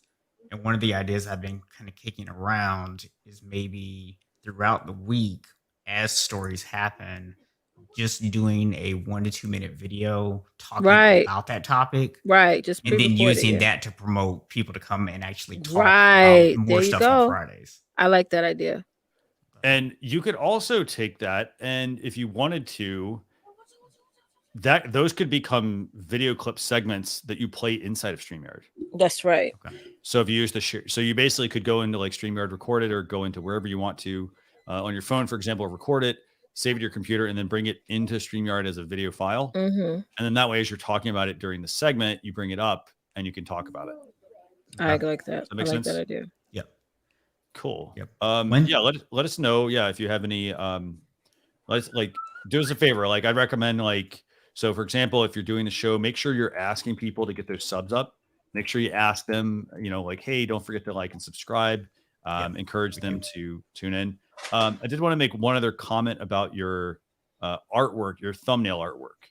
I like the look of the overlays, like what you look like on screen. When you start to change the titles of these episodes, you're going to want to change your thumbnail a little bit. Right. The thumbnail's going to have to like, you're going to want to make sure the text of what that episode is about is visible. I agree. Okay.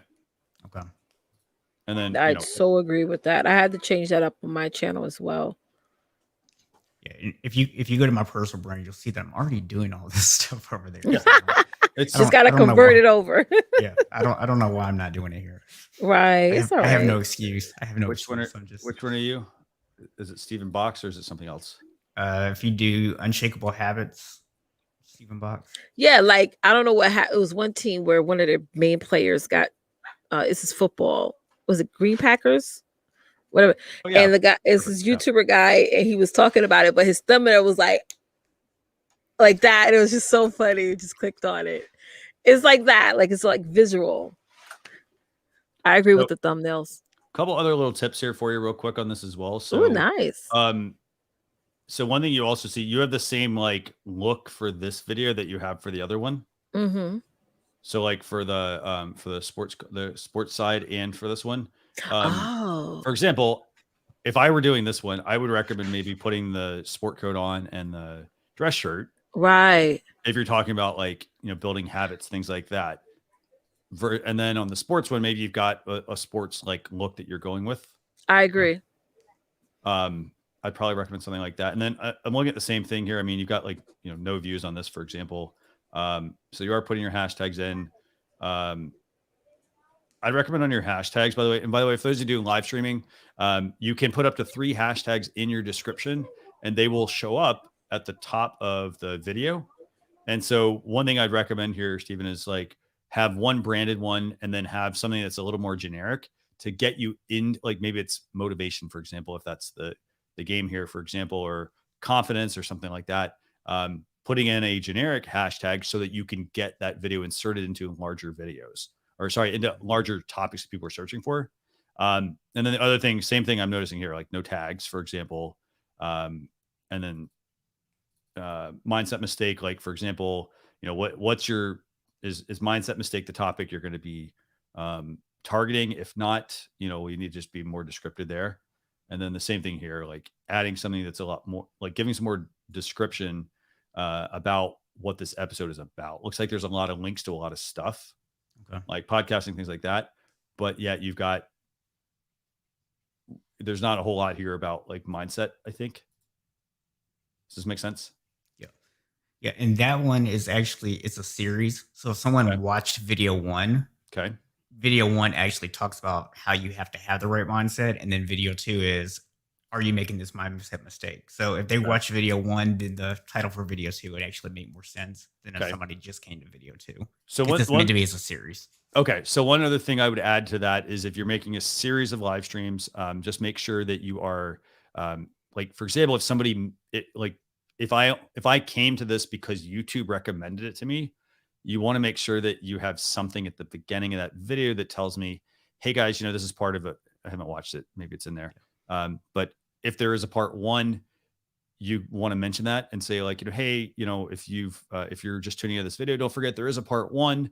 We put a link to that in the description below, or we put it in the top corner, whatever corner you want to point to, and put that into the video. At that point, I would probably put it in the description if it were me. Okay. So, does that work? Yeah. Yeah. And that one's only 4 days old. So I'm not overly concerned about the fact that I haven't reviews on there just yet, but no worries. Definitely take those into account. It's something that, here's the thing, you've got to put all the pieces together. Right. So, i.e. thumbnail needs to be very descriptive about what that episode is about. So set up a design, like Canva, Easel, any of those tools, set up a design, change out your topic, maybe change out your picture every so often. And then you have a system that you work on every time you're going to do a live show, whether it's the sports one or your unshakable habits. So that's that. Second thing would be every video, whenever you schedule it to go to YouTube Live, for example, go in and put the tags, whether it's your brand, your name, what the topic is about, create a mix of that, and then put in a title and description that all correlate to that every single time. It sounds like it's a lot of extra work, but that will definitely help you bring in some views, and you're going to be able to, then you can tweak them and see what's going to work, what's not going to work. But I think that can help you get more views on each of those different videos. Right. Okay. Right. Okay. So one final thing for you, just as somewhat of a feature request, because I know you guys were asking with hotkeys and stuff, what people might be looking for. Yeah. So we have like the really nice graphics for the sports show. And let's say if I wanted to bring someone on live, well, now we have a third person. Okay. So now I have to create an entirely different layout for that. And if I'm switching between the 2-person and the 3-person view, there's going to be that second of switch where it's going to be ugly because it's not going to be a smooth transition between the two. So there was a way to automatically say, this is the background I want for 3 people. This is the background I want for 2 people, which I know the Stream Deck would allow me to do that because then I can have 2 things happen at once. But even without the Stream Deck, if it was just a feature, that's how I would imagine using it personally. Mm-hmm.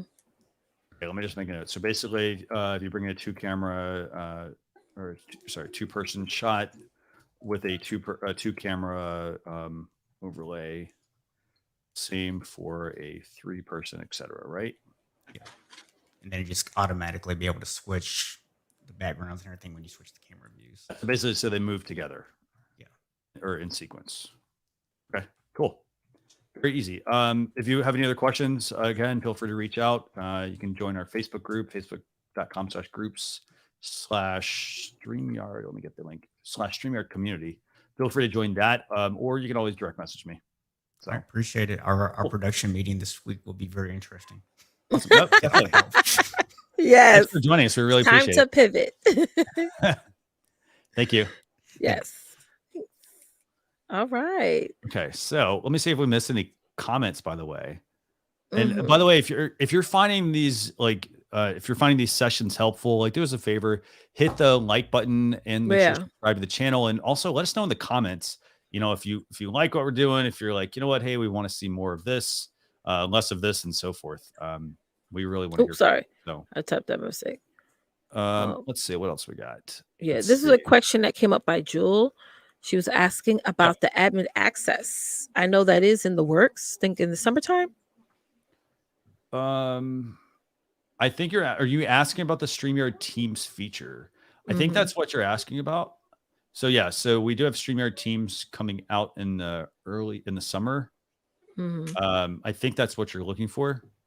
Or are you asking specifically for YouTube? I think it's just for StreamYard though. If it's just StreamYard, we've got the Teams feature coming out over the summer here. Right. What else do we have? Let's see. I'm going to bring up Square Table Degenerates podcast.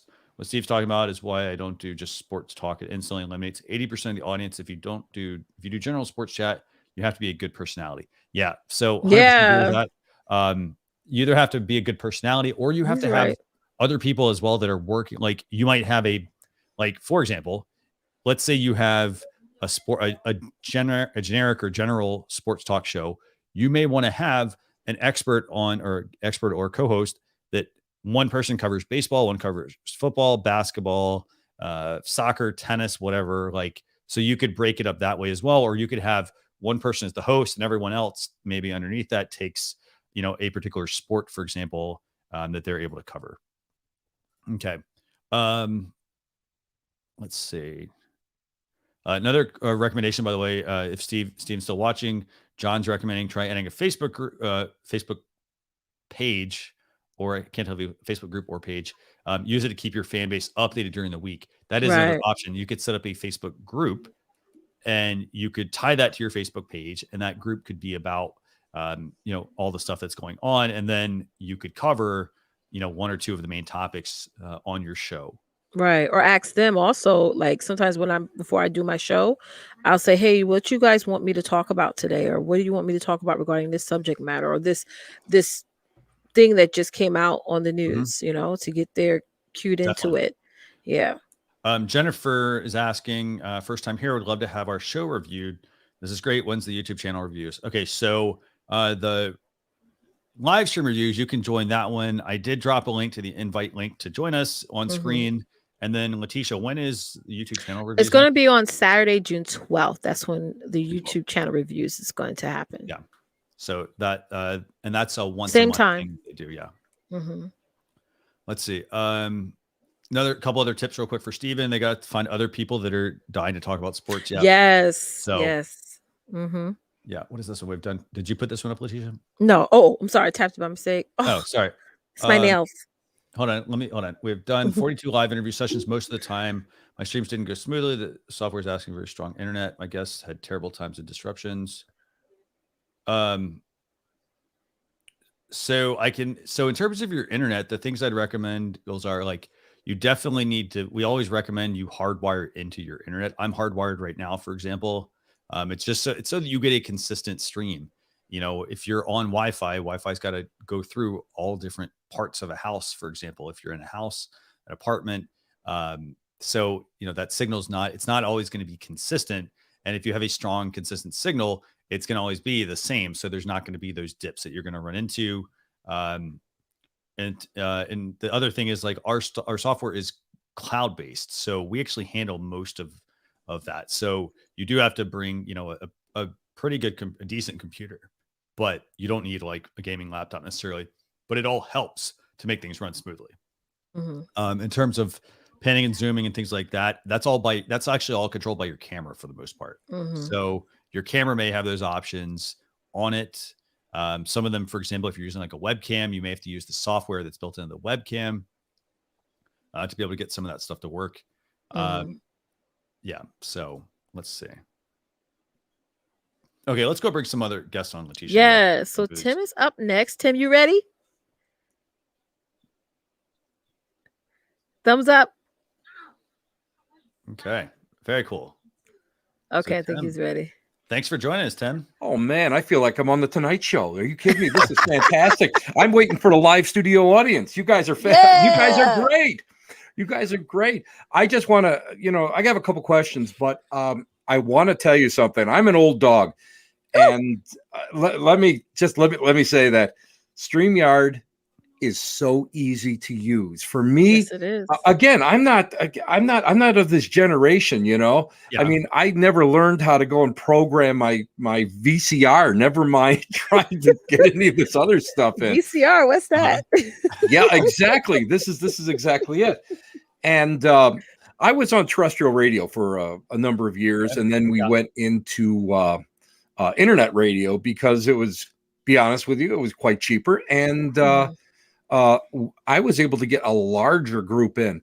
And what I've noticed, and I stopped it for a number of years. I ended it for a number of years. And now that I'm retired, I jumped back into the pool. And we did it basically because of COVID. There was a bunch of us that got together that I speak at conferences and kind of consult for some TV networks and stuff. And we decided that we would do something to give back to the communities that have supported us in the past. And when I started looking around, you guys were highly recommended. And I was kind of like, I don't know if I want to play around with this yet. And boy, I'll tell you what, thank you so much. I went from having an entire audio studio in my old house. We just moved last year, 2 days before the world shut down. Yeah. And I'm down now to basically, when I am working, a webcam and a Yeti microphone and my laptop. And it is so refreshing to do that and to understand it. So I can't thank StreamYard and all you guys enough. And Christian, you've been so great to me, answering so many of my questions. I mean, really. Anytime. Well, I appreciate it. Here's my question. Now, I'm used to a basic radio podcast format. Intro, middle, outro. Intro is my big thing. It's so overdone, so old. I'm looking for some ideas on how to jazz it up a little bit, because what happens is intro, what you're doing is you're building your viewers or your listeners, whatever your, case may be. And so you don't want to bring your guest on too early, because a lot of the viewers will miss the guest. Because I try to bring in some, people from some authors and some people from network and that sort of thing. And so you want to be able to go and build it up. But the chit chat really gets long and drawn out. And I hate being able to go and have to do my own self promotion or, hey, what's going on? And this is what I'm doing in my life, blah, blah, blah. Do you guys have any kind of insight or suggestions on how I could kind of jazz that up a little bit, where I don't have to go and just have that kind of interplay? Because I've been doing it for years. I know all these other people have been doing it for years. It's the same thing across the board. Very good questions, actually. Leticia, do you want to take this one? Break it down again. So you're saying that you mean the chatter that goes in between you and the guest, or are you talking about what goes on in the intro? What goes on in the intro, pre-guest, because it takes me roughly 5 to 10 minutes to build an audience, because that's when, even though people know I'm on at 7 p.m., I'll just go 7 p.m. Eastern Standard Time here. But it takes that long for people to actually, remember and associate and log on and everything. And it's just like, I'm so tired of me saying, well, you know what? I'm going to be appearing here next week, or I'm going to be, we're talking about, this is what I did last week, or, what I did during the week. Is there something else that I could maybe, put in there instead of that? Well, definitely you could do one or two things. Like intros are really good at getting your audience hyped up because you're not just thinking about the people who are going to watch live. You're also going to be thinking about the people who are going to be tuning in on the replay. So for example, Michael Daniels, who is in the comments there, his intro is actually giving his audience instructions on what to do. Subscribe here, hit the button here, hit like, and like sort of like instructing them on what to do before the show actually starts up. My intro is more of like a hype video, like getting you excited, getting you hyped up for the show. So you could do one or two of those things, but just try to keep it simple and not have it so long. Because I've seen some intros that are like 5 minutes long, and to be quite honest, when I'm watching the replay and it's 5 minutes long, I always end up clicking off and watching something else. I just want to see the content, even though I could fast forward, but still. So yeah, think of it like, what's your overall intentions of the intro? What is the goal of the intro? Is the goal to get the viewers to actually do something while you're setting up for the show, or is it for it to get them like hyped and excited about the show? And you can do both, in one intro. Basically what it is for me is to go and it's a time filler. First of all, I do early. So a lot of people are, finishing dinner or whatever. Right. So that's my biggest hurdle is just that first, I would say 5 minutes where I can go from 10 viewers to 50 viewers, so I can push that a little bit more. So I'm going to go and I'll do some more hype on there. And my whole thing is I want less of me on there and more of the guest and more of the topic we're talking about. Right. But then that would allow you to make a lot of intros too at the same time. So that can get a little bit, if you're going to have different guests on the show, you're going to have to make a different intro every single week. Well, that's all part of the game. That's right up there with doing, an author sends me a book to read. That's my responsibility to read that book, because every question, of course, in every interview, you guys know yourself, for every question that you ask, you really should have the answer already. You should know it already, because this way it can lead into wherever your guest is going. Because that's so important. So I don't mind doing that. The question came up earlier, which I think is brilliant, is to start doing smaller segments. Now my show is an hour, but during the week, do you guys think it's a good idea just to do like 10-minute things or 5-minute things, and just to do like a small episodes in order to build into my show? I think so. Yeah, I think so too. And also you could take clips like Christian, what was that website you shared last week where we can like cut up our shows? And like I would also do clips, like take the most meatiest part of that show and make that a clip too, and upload that onto your YouTube channel as well. So now you got some shorts there, That's a good idea. Yeah. So instead of creating new content, use and leverage the content that you already created and just cut it up and post that, Yeah. Yep. And that tool, it's the one we showed last week. It was called Streamable. And Streamable, yes. I'll actually go ahead and bring that up right now. Bring it up. Yes. Where's my pen? Let's see. So I'm just going to grab an example. I don't know if let me see if this one will actually work. We might even be able to use this one. Let's see. Oh, cool. Oh, actually, sorry. It doesn't support the live stream. So let me actually grab our last episode and I'll show you how this works actually. So that'd be one thing I think. The other thing, are there any comments there, Leticia, from anyone that have recommendations? Yes. NLTMW said, ask the audience to submit questions for your guests during the intro.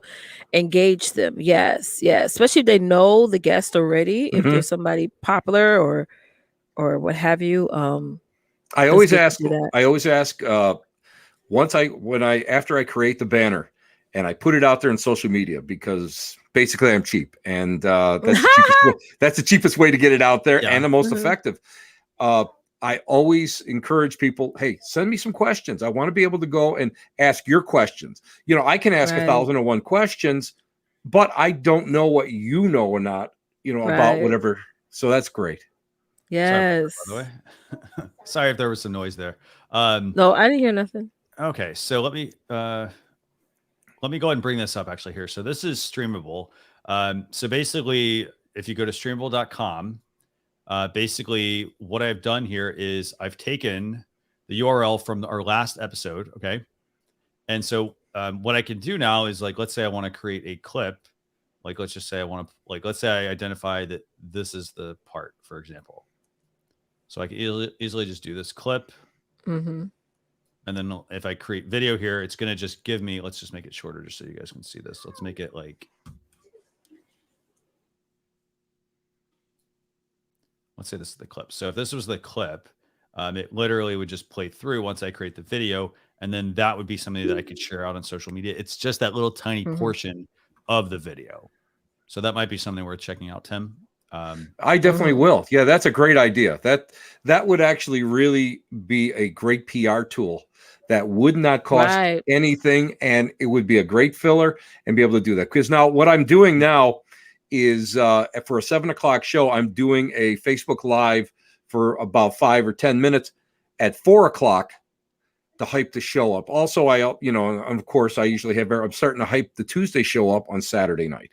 So this way, people get a good chance to be, to really understand who's going to be there and what's going to go on. And listen, I'm not going to take a lot of your time anymore, but I got to tell you, this is the way this works. I can't thank you enough, because I just got a invitation to speak at a virtual conference because of StreamYard. Because people went and have seen me do my show, and they were like, wow, maybe you would like to come and do this.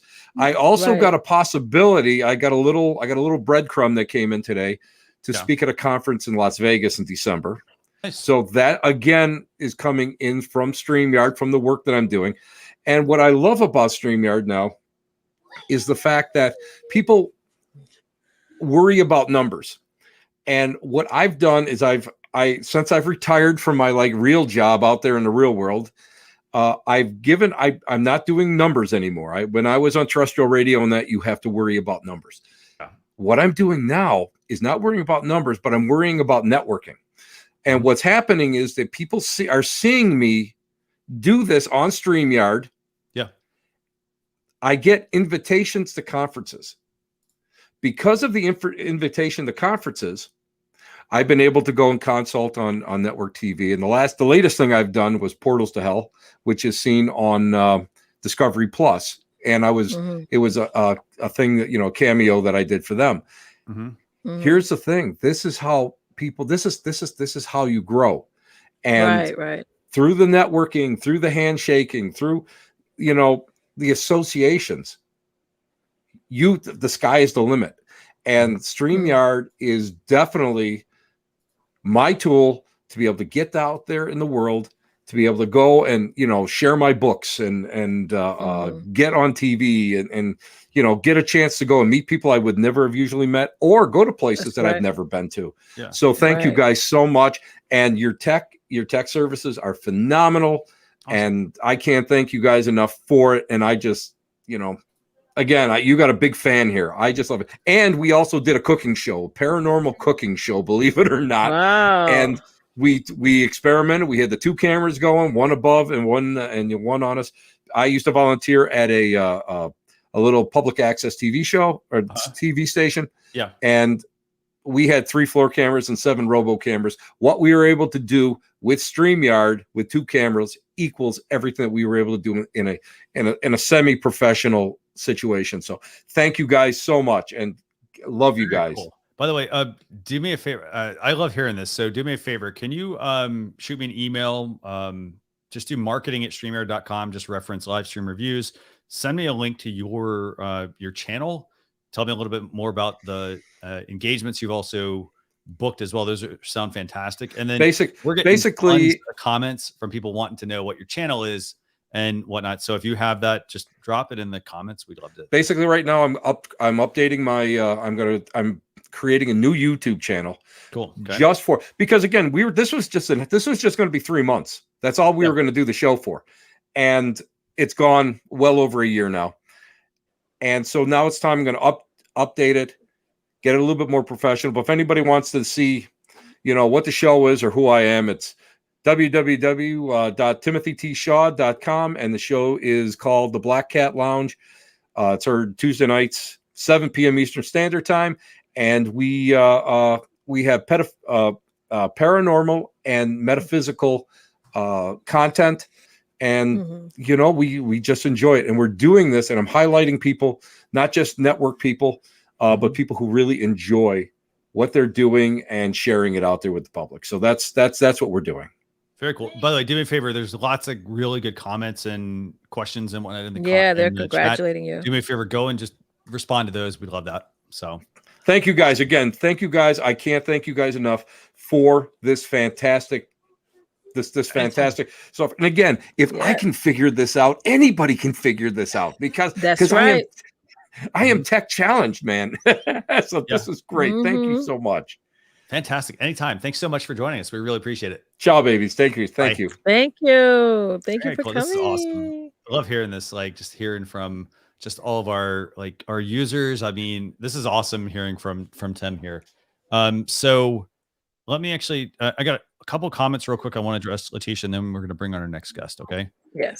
So the question, one says, let's see. So someone's asking, Najmi was asking, how can I show the comment on the screen? So that's all done from your StreamYard dashboard. So if you log into your StreamYard broadcast, do you want me to demo that real quick, Leticia? Yeah, go ahead. So they can see it. Yeah. Okay, sometimes people see it in front of them, but they're like, oh, shoot, I didn't know that button was for that. Let me bring in a test broadcast so you all can see this. Okay, so for example, and here I'll go back one more screen. Okay, so here I am. I'm in my StreamYard dashboard. It's going to look something like this. And then let's say I want to go and show, let's say I'm in this broadcast, so this test broadcast. I'm going to enter the studio. Sounds like we got a visitor. And then, so once I get into the studio, I'm going to go. So if I want to display any comments, so let's just say I had all these destinations selected, like Facebook, LinkedIn, and YouTube, for example. The comments would all show here based off of the destinations I have connected. So then if I want to display them on screen, I just click show to show them on screen. And then if I want to take them off, I can hide them that way. And so those would come in live as you're broadcasting your live stream. So I hope that helps answer your question, Najmi. If not, let us know. And then one other question we had from Jenny Angel here was asking, is Streamable part of the StreamYard subscription? So Streamable is it's a product that's owned by our parent company, Hopin. There's a free option and there's a paid option. So the free option, let me see if I can get the pricing here. And by the way, it's more than just, so there's a free option. It gives you 90 days of video retention, ad supported playback. There's megabyte and time limits. And then obviously you get HD video. Versus if you want the 4K version, it looks like it's $8 a month. There's cloud storage, and then there's no limit on video size or length, and much more. So that's what Streamable can do for you. So you literally can just put in a video URL or upload a file, and then it'll allow it to. You can easily just go through and create the clips off of it if you want to. Okay. One, Milda, I will get to your question about the giveaway here shortly. We're gonna go. Who's next, Leticia? Dave Cooper .live is next. The man. What's his question? Does he have a question? Yes, we're gonna bring him up right now. Cool. Okay, let's do it. Hey, Dave, how you doing? Hey. Or you're muted. Oh, we can't hear you. No audio. Is he in an RV? So cool. Oh my god. Now? Yes. All right, perfect. No worries. Yeah, I'm in the RV. I'm on the side of the road. We have a live road show, so we've been traveling the country, and this is the first day I've caught your show. Awesome. And I'll tell you what, I absolutely love it. Tim Shaw, you're the man. I appreciate what you had to say. But I could have a million questions. I've been using StreamYard for about a year and a half now. When COVID hit, We decided to go live 6 days a week, interviewing people from around the world in the construction space. So I have been using your platform 6 days a week now. Cool. And I love it. So with that said, we're down to 4 days a week now. My question is this: with StreamYard, there's two things that we're looking for. One is, how do you find somebody that can help you produce your live shows? Because we're getting to the point where we have sponsors. We stream into 50 universities across the country as part of their classroom work now, which is really cool. So I'm really looking for that extra help. Somebody that, if there's people out there that can do that type of work, is my first question. And then my second question would be with YouTube and others. We're at a little over 800 subscribers on YouTube. LinkedIn is our platform that we do mainly. But the thing I have a question on is, when you go through a third-party platform such as a StreamYard versus live streaming straight through the platforms directly, does that hurt the algorithm? Does that hurt YouTube or LinkedIn or Twitch or any of the others, Facebook, from putting out your broadcast? So let's take a couple of questions here, and I'll have you. Let me see. There we go. Okay. Sorry, I was hearing myself twice. Okay, so first question, first part of that, I would say from a producer standpoint, do me a favor, send me a private message.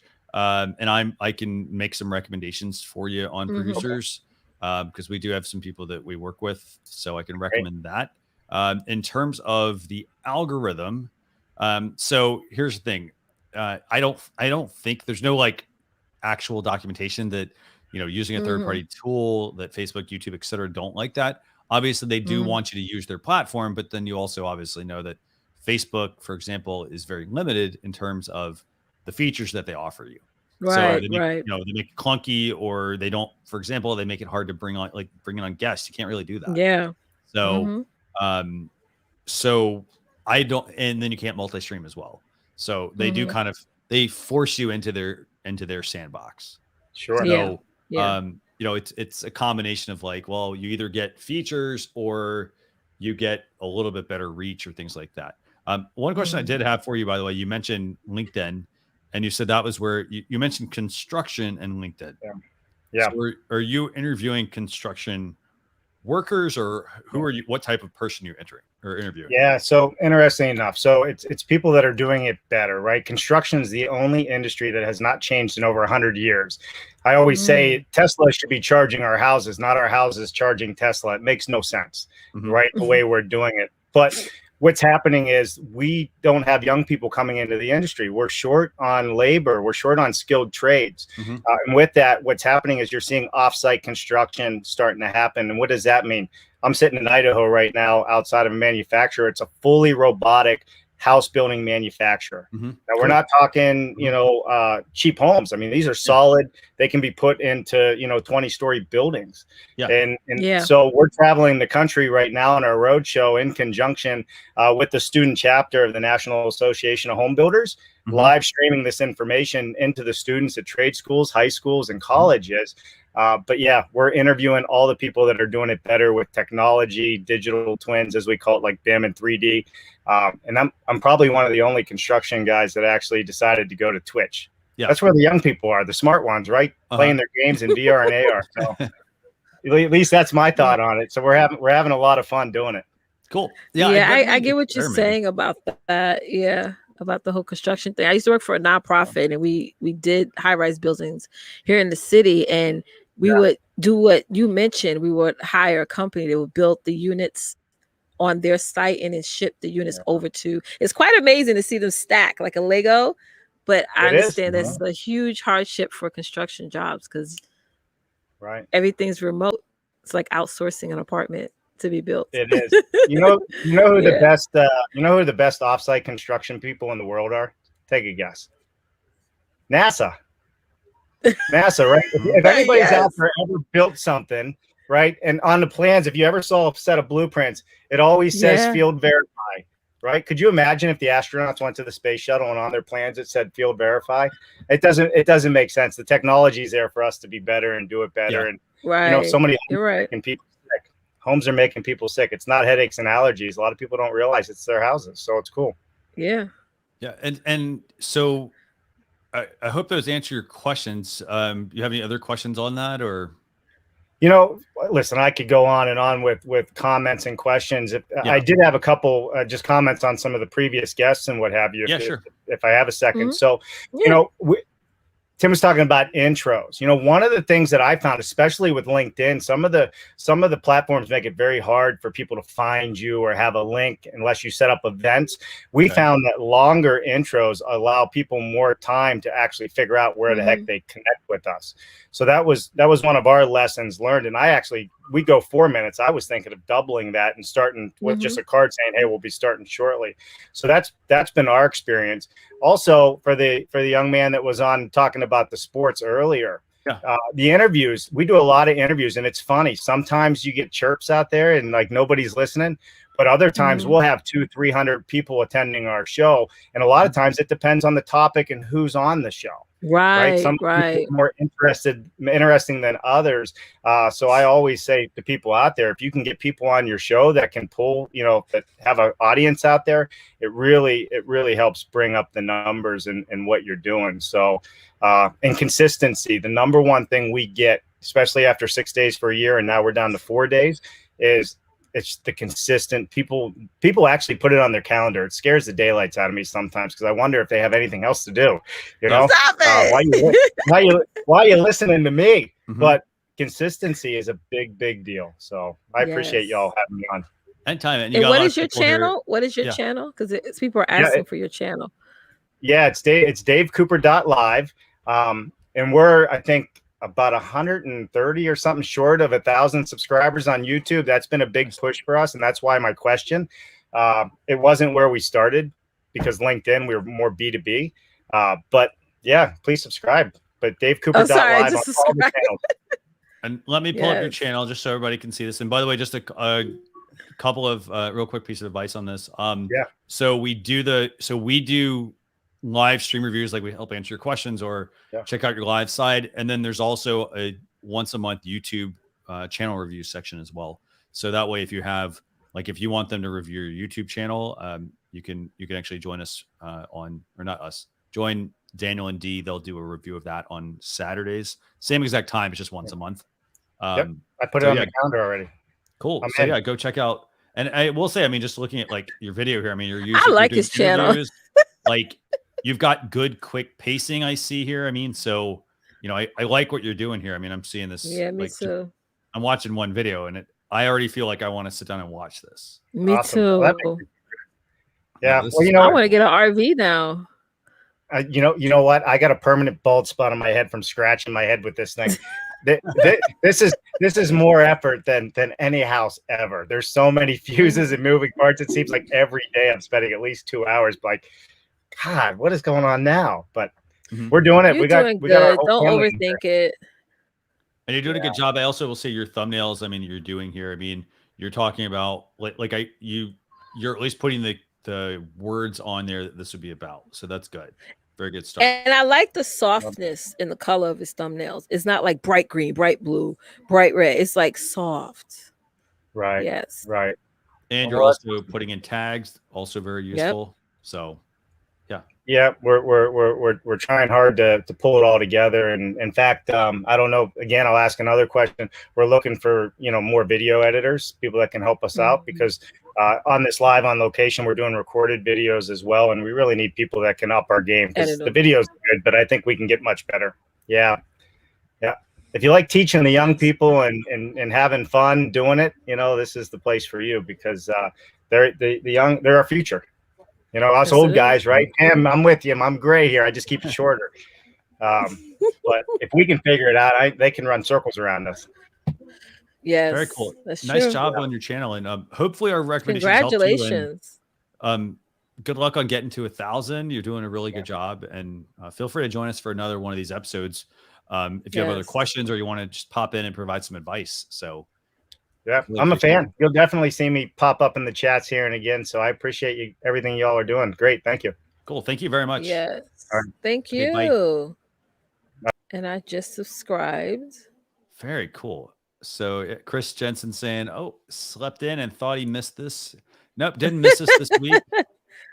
Not at all. Didn't miss a beat. This is very cool. Yeah. And NLT said 825 and growing. Woo-hoo.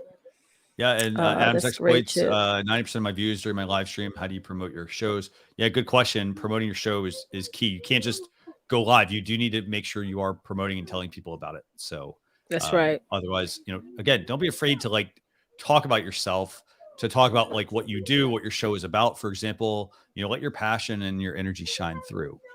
So let's see if we have any other questions.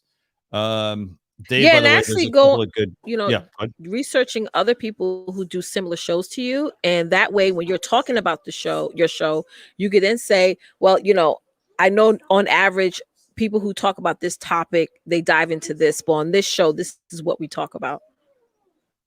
Definitely. Yeah, no, these are lots of really good tips and information being shared. Okay, let's see. So do we have anybody else that wants to come on, Leticia? Nope. Flash in your pan, by the way, it's Dave Cooper live. So Dave Cooper live. Even search Dave Cooper. Here, I'll just actually .live.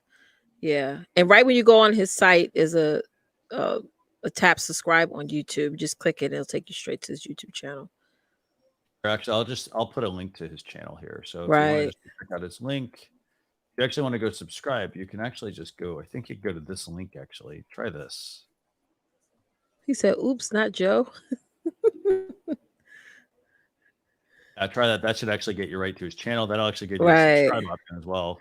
If you're interested in checking out his channel and learning more about it. Very cool. Okay. Very cool. Let's see if there's anything else. I don't have anything else, actually. What I do have, though, is we want to do a giveaway, actually, right, Leticia? Yay! Yes, we're going to be giving away a pillow. Actually, let me see something. Walter.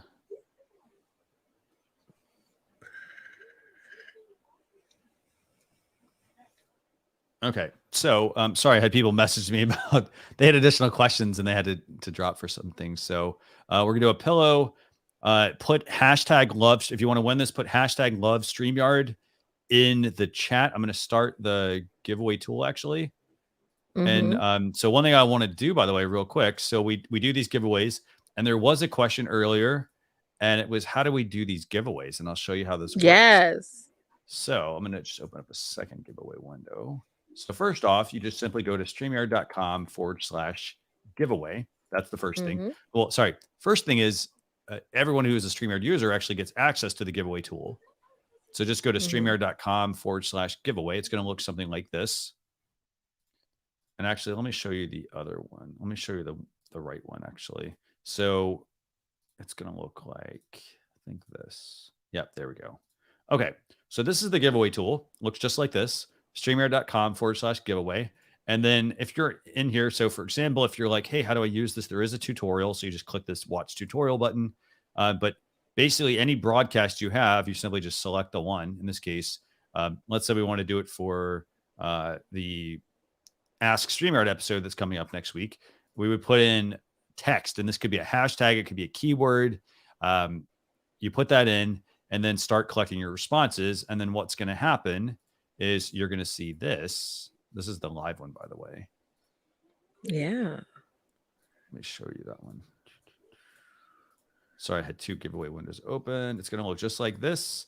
And you're going to see all the entries of all the people that are entering. Very cool, right? And so, so simply just go there, put in your, you'll start your giveaway. And then as people are entering, as you can see, the entries can go up. So for example, just put in hashtag love StreamYard. This should change while I do this. This is so cool. There you go. Yes, so 24. Now, keep putting it in, guys. And you only have to put it in once, guys. You don't have to keep putting it. Hashtag love StreamYard. Put it in once, and then what's going to happen? So when you put the hashtag in, for example, if you're somebody who's not authenticated with like the Facebook group and you're trying to enter the giveaway, you're not going to get counted because you're not a user. So you need to go to StreamYard.com/Facebook and authenticate. But if you want to access the giveaway tool here, this is the tool. And then when we're ready to pull, we just will simply pull the winner. So let's give it another 20 seconds, Leticia. Yeah, Square Table said that this. Can I bring up the comment or no? Why it's up? Yeah, sure. Yeah. Oh, I can? Okay, great. Square Tool says this tool is way better than any other giveaway tool out there. Awesome. Yes, because here's the thing. The way we used to run these, we'd use like Wheel of Names, and Yep. you know, the challenge there was if you're trying to do a live giveaway, if you have 50, 100 people entering, you have to enter all those names. It's so annoying. There's some that they only work with YouTube. For example, ours work with anyone pretty much who's entering the destinations. Right.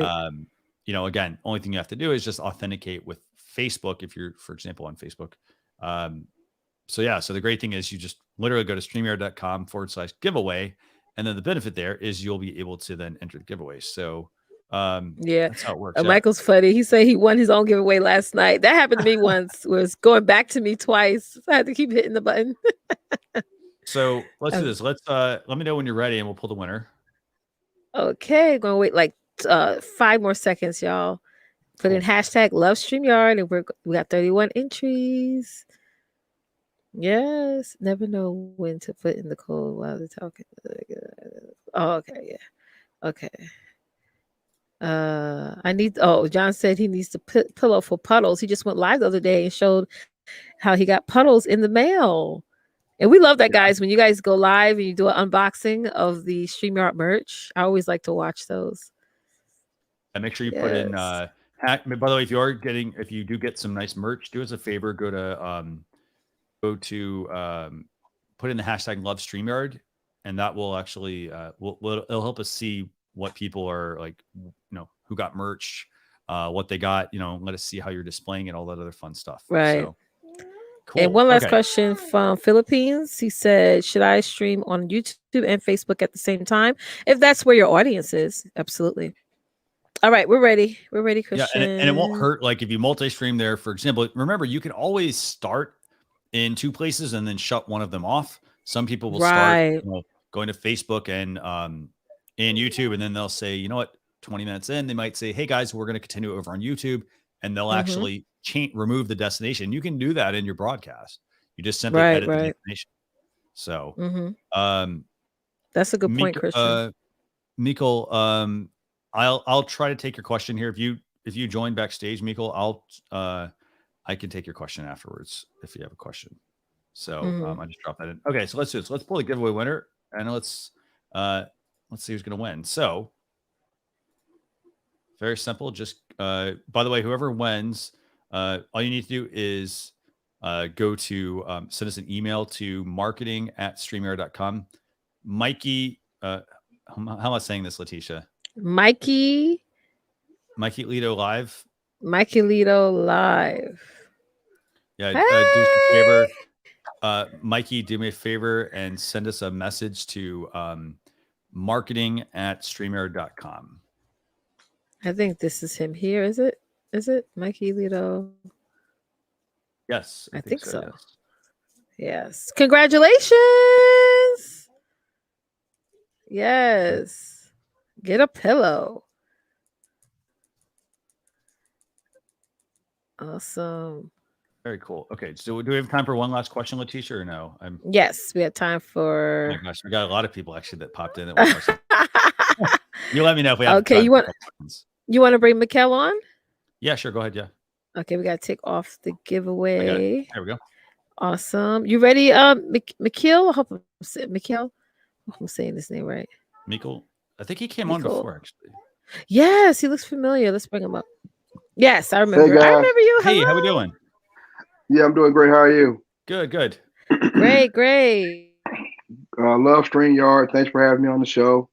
The first time I was on the show, I was by accident. I was at work and I saw the button I hit, but when I heard, hey, we're bringing Mikkel on, I had to run to the kitchen to hop on. So that was pretty cool. And my co-worker, what are you doing? I'm like, I'm on live with StreamYard. And she was like, how are you on live? I'm like, I don't know, but here we go. But I got a couple questions here. So when you said you said you had a license for music. Yes. How, like that, any music, and how did you get that? So great question. Great question. Yes. I purchased mine from like I bought an Epidemic Sound license. Now, it only gives me access to whatever music they have in their library, which is actually quite a lot of music. It's not going to be like popular music, that kind of thing. So, Right. by the way, we do have a StreamYard blog post actually on that tool and a whole bunch of other ones for music. I don't know if you happen to have checked that out. No, I haven't. Okay, I'll drop a link to that. Let me see. Because there's like literally there's like 20 plus places. They're free and paid places. So I'll just drop it in the comments right now, actually. Yeah, so for example, for something like that, I go there and then like I use that tool. There are tons of other ones out there. So like if you're like the music there isn't what I want, then I may want to go somewhere else. But that's and what is it called again? What's Christian? Epidemic Sound. Yeah. Epidemic Sound. Okay. Epidemic Sound. There you go. I just dropped it. I just dropped the whole link to the blog post because it's featured there as well, I think. Awesome. Yeah. Yeah, guys, go check that out. So yeah. Okay, go ahead. I was gonna say that's where I would start at, to figure out, okay, well, what's my budget for music, and then make sure, because the good thing is that neither of the sites are going to have this, to my knowledge, they're not going to be the same music. It's kind of like going to buy stock photography for something. Somebody goes to buy stock photography. What they'll sometimes do is they'll go buy stock photography, and it'll be the same across like 5 different websites. The music side doesn't work that way. So the music side, it looks like they're all unique or fairly unique. So yeah. Okay. Your 2 quick questions. Your ear headphones are like earbuds. Where did you get those from? Because I've had issues with I use Yeti. I've plugged it in my computer. Yeah. But I've had interference issues, the big thing with my broadcast. So you're saying I've watched 2 or 3, and you really big into having an earbud or earpiece. Yep. Or headphones. Yes. And where are those from? Where can I get those? So I got these from Walgreens. They're TCLs. Okay. And then I got mine at Guitar Center. So I went to Guitar Center only because these are then more for like musicians and things like that. Right. So they're similar in the fact that they're headphones, but then some of them have certain drivers in them. For example, the ones I have, these have no mic on them. So for example, and the reason is because I'm just using them as headphones. Right. I like Christians actually. These are in-ear monitors. Right. Okay. So I can hear everything that's going on with my guests and everything. Yep. But I have a big head. So anything I need to add to make it look bigger than it is, I don't want to use it. Nope. Super low profile. I mean, they go. Yeah, because I have the power, the Beats by Dre. Yeah. Oh, okay. But, and I haven't tried to use them because I've been using the Yeti or what you said earlier, the speaker from my laptop, which hasn't been the best. So that's what I'm trying to upgrade to this. And these are I think these were like $60, $70, something along those lines. That's not bad. But that's all I use them for is live stream. I don't use them for anything else. They don't even leave my office. Yeah. Okay. Like that's it. And they're hardwired. You should have designated headphones for designated things, especially when you have kids and things get swapped out. And I do like Christians because again, there's no mic to it. For me, this has a mic to it, so I have to keep switching on StreamYard. I don't want it to come off, the sound to come from this mic. I mean, I don't want to use this mic to talk into. I want to use this one. So, I'm definitely going to get the ones Christian got. So Christian, these that you have, so you use that. I've been watching and listening, and you use a Samsung QTU. I recommend a Samsung Q2. Yes. Okay. So I can plug all these into the earpiece will be for monitoring, and the mic is simply both are being plugged into the computer, correct? Yeah. Right. So basically, which one you have, Christian? Which the one that you have? So I recommend the Samsung Q2U. I'm using a Shure SM7B. This is a more expensive microphone, but the Samsung Q2, I always recommend that as a good starter mic. And it's because it has 2 things. For starters, it has a USB option. So it'll plug directly in your computer. And on the bottom of the mic, there's a headphone port. So you can plug these directly into it. Okay. So then you got this goes into the mic, into the bottom, and there's a little stand. and then that plugs directly into your computer via USB. Now, if you decide you want to upgrade at some point, it also has what's called XLR. And so XLR is it requires having an audio interface. So you need like a mixer or something like that. And then that would plug into your computer. And that's for like adding multiple channels and things like that, multiple mics.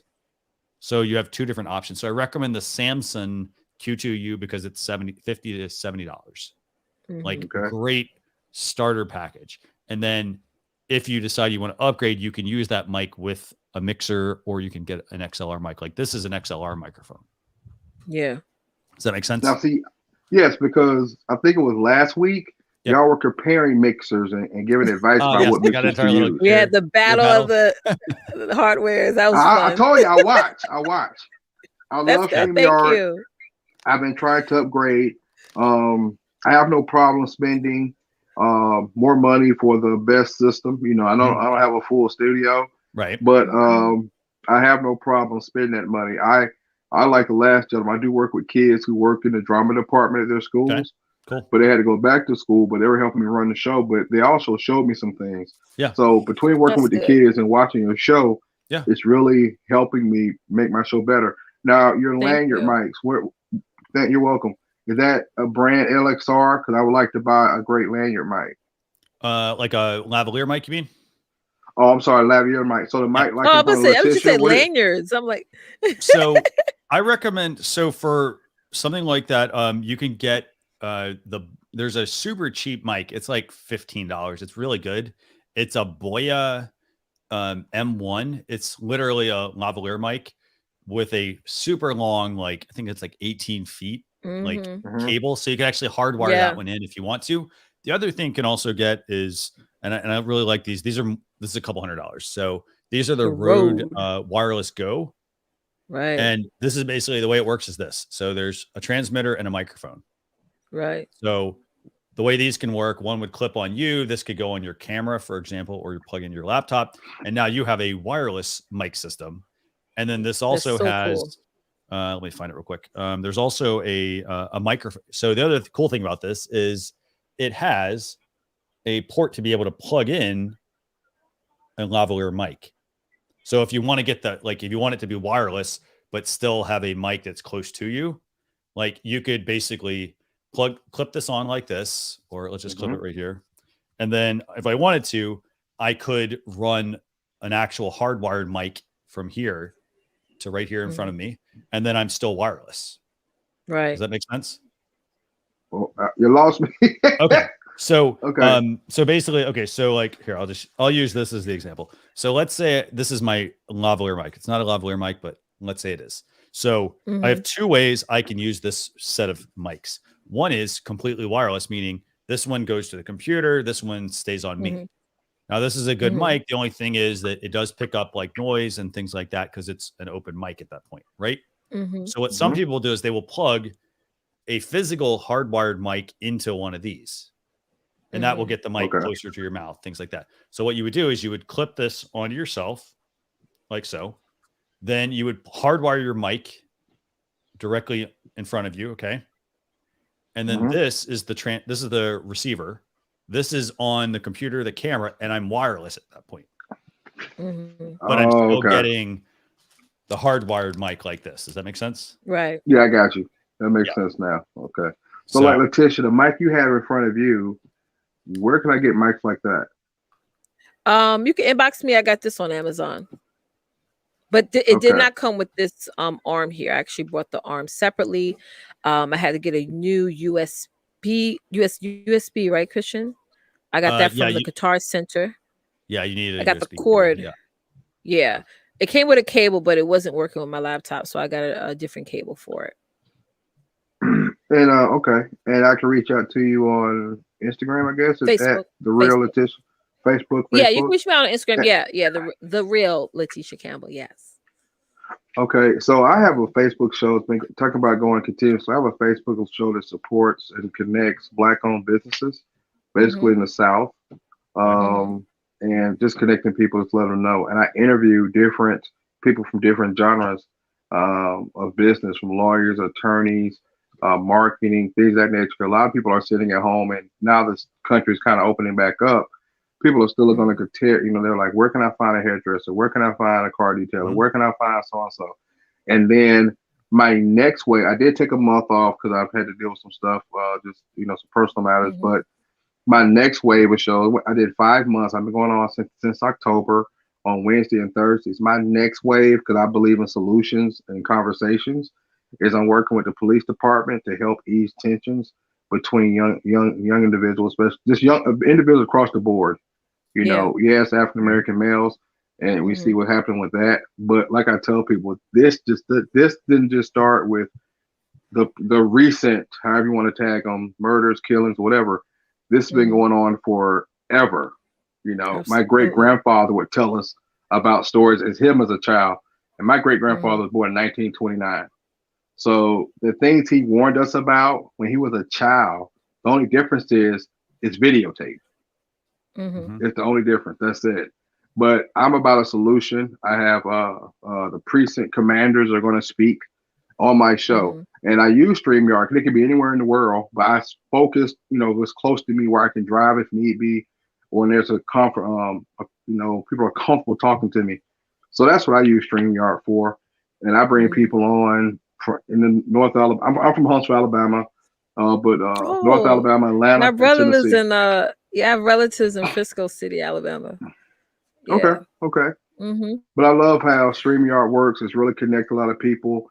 And also in the comment section, one thing I love is people will start doing work in commerce being passed back and forth in the comments. There's not this type of digital footprint in this part of Alabama. I mean, we have like a go-to page, but my stuff is interactive. You can talk, we ask questions. I'm about education, solution, and working together. That's what I'm about. So, StreamYard really helped me. What you have to do now is that you need to capitalize on this, because look at the site called WeBuyBlack.com. Since you are building a network of entrepreneurs, business owners, and things like that, where, like you said, if we're looking for somebody to do invisible knot braids or something like that, we can then go on your site and type in box braids, and then a bunch of Black-owned businesses will come up. So you need to create a directory like that's similar to WeBuyBlack.com, to where it could be, Mikhail.com or whatever you want to call it. And while you're on the show talking about, the police thing and things like that, you could also, cue in that site. So that way people go on there. Because I know you're already doing it on the show, but where do we go to also look those businesses up or research those things? Yeah. I give the websites because I fund it. So it's not like I don't have any sponsorships or anything like that.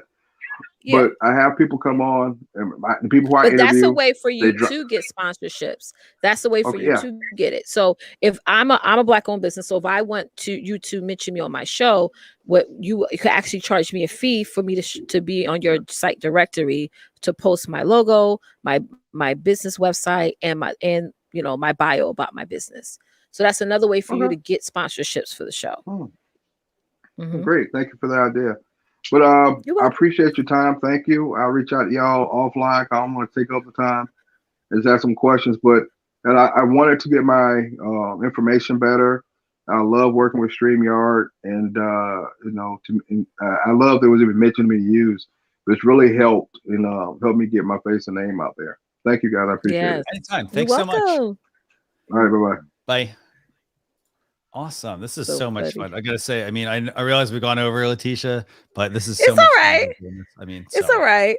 I want to get Charlie. We got time for one more person, right? So we're gonna bring Charlie. Yes. I want to run through there was some questions in the comments. So Adam Exploits asks, has anyone used Sweetwater to purchase audio video supplies? It's Sweet? I pronounced it right? Oh, I'm sorry. I said Sweats. Sorry. Very good company, actually. I use them. Yes. To buy a lot of. So I buy from there, or I sometimes will buy like B&H Photos, are really my go-to place. That's a place in New York. You probably know that one, Leticia. B&H Photos. What's it called? B&H Photo. Okay, I'll look it up. It's in New York. It's a great place. Great products. If you ever have questions on gear as well, they're great for answering questions on that. If people ever have, if you're like, hey, I'm looking to buy a computer for this. I'm looking to buy this kind of product for that. They don't. I will say they don't have. I would say it's not cheap products. So it's like a lot of high end equipment and things like that. So they right. So they're not like, you're not gonna be like, you go on Amazon, you're gonna get the they're gonna get the knockoff version of something like that. They're gonna have a lot of well-known brands. So but very good company. What else? He also mentioned, Christian, have you ever used I cannot pronounce his name, Ceremonic Blink? That's a good Ceremonic makes an alternative to the Rode Rode Wireless Go. They're a little bit less, I think, in terms of price, but they're very good in terms of what you're going to get. They're not going to be like the best mics, but they're good. They're very good. So I think you can be going with that. Right. Noella Roman said, "What can I do to avoid noise when I use my computer and also the phone, as I need students to see my hands, but then the mic noise while in the broadcast? Headphones." Well, I guess the question, is she streaming from a phone or what's she doing? Because if you're streaming from a phone, then your mic is going to probably be open. So I would recommend, as Leticia just said, headphones. If you're streaming from a phone, you're, so,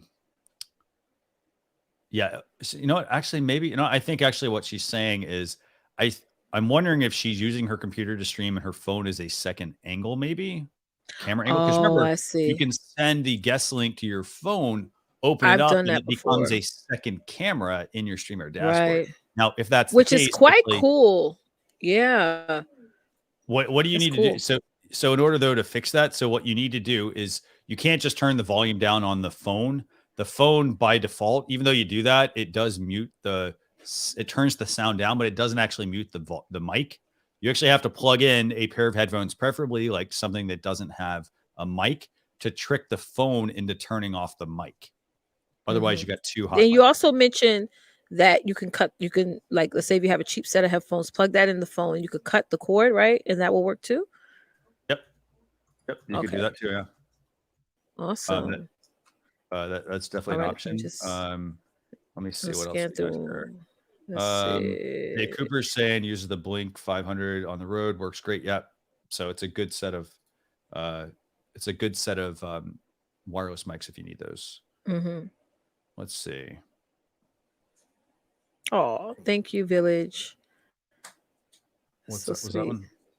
Awesome. Village Rising Community said, "I've been looking, listening, and taking notes. You two are amazing." I like that. Yeah. And then we got this comment from Adam as well. Thank you, Adam, by the way. That means a lot, actually. And then in terms of, so there's two Rode Wireless Go's. There's the Rode Wireless Go, which is their like single unit, and then they sell the Rode Wireless Go 2. And actually, that's a very good product because it actually gives you two mics and one receiver. So let's say Leticia and I were in the same place and we both wanted to be like on wireless setup. She would have one mic, I would have another, and then we'd have the receiver, and the receiver is able to receive two channels. And then there's also some really cool things. You can plug that into your computer as well, use it as a mic, and there's even some more really cool hidden things that they do. Wow. So, and it comes in white too, right? I think I saw a white color. There's black, there's white. They even sell like an accessory where, like, if you want a handheld mic, you actually can put the Rode Wireless Go inside the handheld mic, and you now have a wireless mic. It's actually really cool. Done. So, okay. So Christian, man, we're gonna be looking fabulous on this streaming, boy, with all the equipment stuff. Okay, so let's talk. Let's get Charlie on. Let's take our last question. Let's talk Charlie today. Yeah. Yes. Charlie, how you doing? Charlie. Good. Thanks very much, Leticia and Christian. Thanks for having me on. Welcome back. Welcome back. Yeah, you're my #1 fan. Oh, your studio looks really good, by the way. Thank you. It's a really simple setup. I've got a ring light, a box light, that way, and a red floodlight in the corner and a blue LED on top of the cabinets. Yeah. So pretty simple. Nice. No, it looks good. Anyway, my question is, first of all, I've been on YouTube for about 10 years now, and I do a couple of things. One is model railways, and I do a regular once, twice a week StreamYard presentation on that. But the latest thing is how to restore your Generation 1 Camaro, like 1967 to 69. A friend of mine does this, and either I will work remotely here and he's in his garage at another location, or I go up to his place, depending on the COVID situation. And what I haven't figured out yet is how to get an outro into my broadcast. Someone told me on the chat list that, yeah, you can add it in as an additional video. So I wasn't sure if you could have more than one video in there. Could you explain that? Yeah, sure. Yeah, you could have multiple video clips in there. Yes, you want to make sure the file size is not so big. I forgot the I figured that out. 2 megabytes. Yeah, it's 200. So if it's a video clip, it's 200 megabytes and 10 minutes. Yeah, that's important, guys. Especially I had to film it and then check out the size and then edit it and do it again until I eventually come up with the 200 megabytes. So so one thing here, I'm going to show you here. I'll show you screen share this real quick. So what we're showing, we were demoing this earlier, actually. So in your StreamYard dashboard, you go to the brands tab. So you create your StreamYard broadcast, you go into the broadcast, you go into brands, and then go under video clips. Yeah. And then first off, if you hover over the question mark, it'll tell you the size and the length and things like that. And then so basically I have multiple ones here. And so if I want to play this one, for example, I just click on that, or I click on that, and so forth. In terms of getting the size down, so one thing I'd always try to do, I try to be under 200 megabytes. Yeah. And the reason I would try to be under 200 megabytes is because oftentimes when you finish with your video, if it's so 200 megabytes is going to probably actually be a little bit, most videos are going to be a little bit more than 200 megabytes. Yeah. So it might say that it's 200 megabytes, but it really might not be. So it might be like 210 or something like that. So I'd always, like, if I'm building it in a program, sometimes you can tell the program what size you want the file to be. Like, for example, on a Mac, like I use Compressor, which is an Apple product. And then I can like tell it to spit out a certain version, or you can also use a tool such as Handbrake. So handbrake.fr. Yeah. And that's a fantastic tool for converting videos. So if you're like, you know what, it needs to be a maximum, I can set the maximum. I can set the rate and everything like that as well. So it determines the quality as well that I'm going to get, and then just process it. But that's typically how I go about getting my videos correct. Yeah, the countdown, and then I added in one short video, which was under the 200 megabytes. But I couldn't figure out how I could get an outro in there. But you've explained it now. Yeah, you just make one intro for an intro, one for an outro, and then what I like to do just to make it easier is I upload, like, for example, I might upload like a filler graphic, and then I upload the intro and then the outro. And the reason is so that the intro goes on the left, the outro goes on the right. And I then click the name, I click the video, and I can sorry, 1 second. What I do is I click the tag that's underneath the video, and it'll let me rename the video. So that way, if I want it to be an intro, I click that and it just says intro versus clicking the other one. Yeah. And I guess you could use the same principle if you wanted a break in between. Like during a podcast, rather than continually have dialogue, you can have a break, and that's how you would do it, right? Yeah. And then the other option is if your video is longer than 10 minutes and over 200 megabytes, you can use the share feature, and there's a share. So if you click on share and select video file, it's going to bring a video into your StreamYard dashboard. Okay. Let me actually see if I can, let me see if I have one. I might have one I can upload. Let's see. Yeah, I'll figure that out for tomorrow, because we go live every Sunday evening at 8 p.m. Eastern Standard Time. So here, let me do this. Let me show you this. I just uploaded a video. And so I mentioned under brands, video clips, you can, for example, let's say we want to rename this video. We just click on it and can rename it that way. Yeah. And then I do like intro, outro. You could have a mid-roll, for example. The other option is if you go to share and select video file. And then, for example, I have this video I just uploaded from my computer. And I can actually, if you see here, I can scrub through the player and start at certain times. I can adjust the sound, for example, and play it if I need to. Well, that's cool. Okay. Yeah, very good. Thanks very much for that. Awesome. Anytime. Very cool. Any other questions? That'll do for now. Won't take up any more of your time. I'll come back to you another day. Sounds good. Awesome. Thank you so much for joining us. My pleasure. Thanks very much. Have Very a good welcome. day. You too. Bye for now. Bye. Thank you. Thank you for coming. Okay, so let's take a couple of real quick questions, Leticia, and then I think we're going to wrap up. Sherry has a question. She said, do you think sure. that the Yeti is a good one for podcast and video / singer, etc.? I think the Yeti's an okay mic. I've used the Yeti before. We talk about it a lot, I think, right? Because we get a lot of people that ask about it. It has the ability to change the microphone patterns, but it also doesn't seem to really turn off the noise very, very well around you. So, for example, if you're using, first off, you got to understand the different patterns they have on the mic. There's some that are like designed so that when I speak into the mic, none of that sound is going outside of the mic and it's not picking up other sound, but it doesn't 100% turn off everything for some reason. So there's always a lot of feedback. And then when you start talking about, podcasting, video, and singing, for example, I'd always recommend having a couple of different mics for that kind of thing. Oh, yes, that's a good point. Mics are different. There's condenser mics, there's dynamic mics, and so you're gonna want something that's a little different.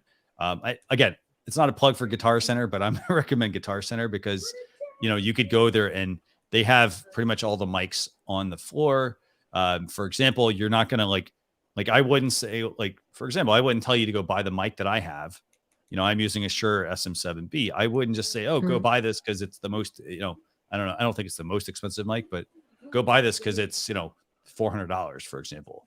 I wouldn't tell you to do that. I would recommend going and testing different mics because everybody's voice, their vocal patterns are going to be different. So the mics are going to, some of them will work really well for some people and some people use it and it won't work very well for them. So, yeah, because it does depend on the room that you're going to be in. It just is so you got to think about your environment as well before you get a mic. And then Adam's Exploits here is commenting, the Yeti gets mixed reviews. I love mine. Yeah, I've seen that. But it picks up a lot of ambient noise and it's not portable as well. And I actually will say I 100% agree with him on the fact that it's not portable. I had one for the longest time. I switched to a different mic because that particular mic I needed to be portable. And you ever try packing a Yeti in a piece of luggage? I mean, you add in like 5 pounds. It sounds like you're adding a lot of weight to your luggage just to try to bring that through the flight. They're like, what is that? So that's that. And then let me see if there's one other question here. Adam was also asking, well, 1 minute or 2 minute timer work for the video clip, and do you have one? So we have the StreamYard ones, actually. If you email me, marketing@streamyard.com, just put in the subject line, live stream reviews, and ask me if you can get the video clips. I'll send you a link to where we have those. You can put them into your StreamYard dashboard. 1 to 2 minutes should be just fine. Yeah. So super like useful. And I'd say start with that and then build upon that. And Sherry said that she wants it to be portable. So do you suggest the Rode then for her? I mean, I like the Rode, but the other thing you got to remember with these is, I mean, these are primarily for this is for talking. So I think it depends on what you're going to be doing. Oh, I see. Okay. If you're going to be talking, this is you clip it on. It's super portable, obviously. It has a mic built in. You can plug in a lavalier mic. The other option you could consider like an iRig as well, which would allow you it's an additional adapter you'd have to buy, but you plug that into a computer. It allows you to then feed in a certain kind of mic into that, or you could play music, for example, through that. It really comes down to what you're going to be doing. So maybe if you can do me a favor, if you can just elaborate on what you're doing and just tag me, that would actually be great. so we can offer some. Yeah. And like, you know, Christian, you've always suggested to me, walk into the Guitar Center. The people who work in there, they're so knowledgeable. Some of them are doing music. Some of them, I was talking to one guy a couple of months back, he podcasts, or, you know, they're actually using the equipment that they're selling in the store. So I suggest that you do that as well. Yeah. Like Christian always says that. They're going to have like all your they're going to have the Shure SM7B, the Shure MV7. Right. They have everything there. The little brother. I think they even have some of Blue makes other models besides the Yeti, for example. They're going to check that that's out. Good to know. Don McDarren's recommended another person as well. Martin, if you do me a favor, by the way, if you send me an email, marketing@streamyard.com, I'll send you guys the countdown timers. So I would recommend chatting with some of those people. And the reason I recommend chatting with them is because they're going to have all the different mics and you're going to be able to test out the different ones right there in the store. Right. Versus it's not about, and I want to drive this home, which is it's not about buying the most expensive mic, you know, it's about getting the one that works best for you, for your situation, for your budget, for example, and also for like what your stream is going to be about. You know, we always recommend like start with what you've got. First thing you should always upgrade for your live streams, audio. We recommend like the Samson Q2U because hey, it's a $70 mic. It varies between 50 and 70. It's actually pretty portable. You know, it's got a little stand with it. So that's a good starter mic. And then that way you don't have to buy the interface, all the other stuff that some of the more expensive mics need. You can use it for USB or XLR and whatnot, and then move up from You're there. So right about that, Christian. You're 100% right. Start out with what works for your setup, your layout. It has nothing to do with price and what's works for you. Whatever works for you is going to cost a little bit more, or whatever works for you is going to be inexpensive. Like, to be honest, I wish I got the Samsung Q2U, the one that you always suggest, versus this one, because ideally that mic will work better for the setup that I have. So that's always the name of the game of when it comes to that. Yeah, and I want to just highlight this last comment here from USB Dustin. mic from Walmart. It was supposed to. Surprised by the quality. Yeah. And here's the thing: make sure when you're doing mic recordings, by the way, you do a recording and then have someone else go and listen to it. I'm going to give you the AirPod example. When somebody puts in AirPods, they sound great to me, but then when you actually go listen to them, they don't sound the same.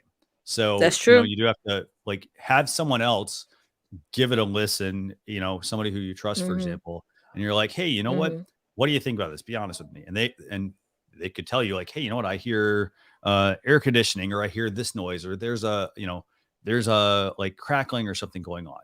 So, you know, and then that way you can make sure like you're getting the right equipment versus. Is Sam Ash still around? Sam Ash. That's a good question, actually. I'm sorry, that's so off topic. So Sam Ash, I don't know, the one by me is a closed. music store. It probably is actually online, actually. Yeah, I think it's online now. I think it's actually the same as Guitar Center as well. Yeah, it's the same kind of stuff. They were a good company too. It's go check them out. They sell Samson, for example. There's a Samson wireless mic system they sell for smartphones. So go check that out as well. And then one last comment here from I was about to pull that up too. I believe people need to think about sound treating their room before considering upgrading the mic. Yes. And sound treatment can come in many different forms. By the way, if there's enough familiar with sound treatment, it's basically where you're like, for example, when you're building a house, you put up the wood, for example, to build a structure, but then between the wood, they usually put insulation, things like that, right? And so sound treatment is essentially like a similar thing. Like, so for example, if like if you're in a room that's got really tall ceilings, the noise is going to go up and down. For example, if you're in a place that's got tile, for example, or there's a lot of things that noise can bounce off of, and it sounds very hollow, or it sounds very like you're far away, you need to treat the room. And there's different, and different things. Yeah. And Don McDarren saying, treatment, not proofing, completely different. Yeah. And so, you do need to like we had some people on the show that were from like the islands and stuff, which is like their walls is concrete. So really, you know, what is it? That would be treatment or proofing? That would be proofing, right? Treatment would be like putting up like absorption panels, like things like that on the wall. So putting up those absorption panels so that, for example, if you're speaking into a wall, the panels, like they're literally like foam panels you put up, and then as you speak, the sound is not hitting the wall and coming back. It's absorbing into that panel. So it's going to make your sound richer, better, things like that. You could also then do things like putting carpets down, blankets, towels, as Adam recommended here. NLTMW, I think, has said before, try it, you know, if you got a pile of laundry. I mean, again, same kind of stuff. You put that down, it's going to make it better. And then, yeah, as Darren said here, you know, treatment makes it sound better. Proofing locks out sound from the outside. Yeah. So for example, proofing would be, for example, before you put the drywall up, it's putting the material in the wall to keep all the sound from the wall out. Because instead, otherwise it would just literally pass right through. And then the treatment would be putting down carpet, for example, if you're in a noisy room or you're in a tiled room, putting in the sound panels, for example, on the wall, setting up something like that as well. So he said team laundry on the floor. We pay attention, by the way. We do pay attention to that. So awesome. This has been so much fun, by the way. This was fun. I gotta say, when's our next show, Leticia? I gotta look at this real quick. Our next show is going to be next Saturday, 12 p.m. Eastern Standard Time. That's going to be June 5th. Wow, May is over. This month went by fast, crazy, right, Christian? It did, right? Yeah. So that's June 5th, 12 o'clock, right? Yeah. Very cool. June 5th. So with that, June 5th. I want to thank everybody for joining us. This has been a lot of fun. I hope you guys have a great weekend. If you have any questions, again, don't hesitate to reach out to us. We're always here to help. And yes. Let's see. One last thing. Darren says you can you can't prove the room. Then sounds echoey. Yep. And then it needs treatment. Yes. So proofing would be keep the sound out. Treatment is going to be to then absorb. So if you proof the room, the sound can still echo. That's what he's saying? Yeah. Like, well, let's just say this. If you think of it like a box. So you proof the room, meaning like in between the walls, for example, I put stuff into the walls that are going to like not allow the sound to pass through, right? However, once I'm in that room, what if you don't want to do all that with the walls, like breaking the walls? So then you want to put treatment. You'd want to put treatment up, i.e., I want to put sound panels up. I want to put carpet or a rug or towels or things like that. Got it. Okay. Around the room so that the sound is then not bouncing off. Think about it. It's a box. Let's think like this new room. It's a box. You would soundproof so that everything in the room doesn't go outside the room and outside doesn't come in. And then let's say that room happened to be tile. Then you might want to add treatment to minimize bouncing around, things like that. So can I buy those pads and just put it on my wall? Yes. Okay, that's what I'm talking about. Yep. Okay. That's all. I thought you talking about I gotta get a hammer and break down the wall. No. The right. No, I'm just thinking like, so for example, if somebody wanted to build a recording studio or a video Got studio, it. Okay. When they're building it, they would soundproof the item. Got it. Okay. Yeah. So awesome. All right. I'm clear. Think of proofing as what you do for your kids' place to join. Oh, okay. Stop sound from going. Got it. Okay. And Simpatina, by the way, yeah, it's definitely Sherry's laughing at me. Simpatina, yeah, we'll do this next week as well on the StreamYard YouTube channel. So yeah, so we'd love to have you join us. Right. That's awesome. Okay, so with that, I want to thank everybody for tuning in. Thanks again for watching. Again, don't hesitate to join us. Like and subscribe to the YouTube channel, and we will see you all next Saturday, 12 o'clock Eastern Standard Time. Thanks a lot, everyone. Bye, guys. Bye.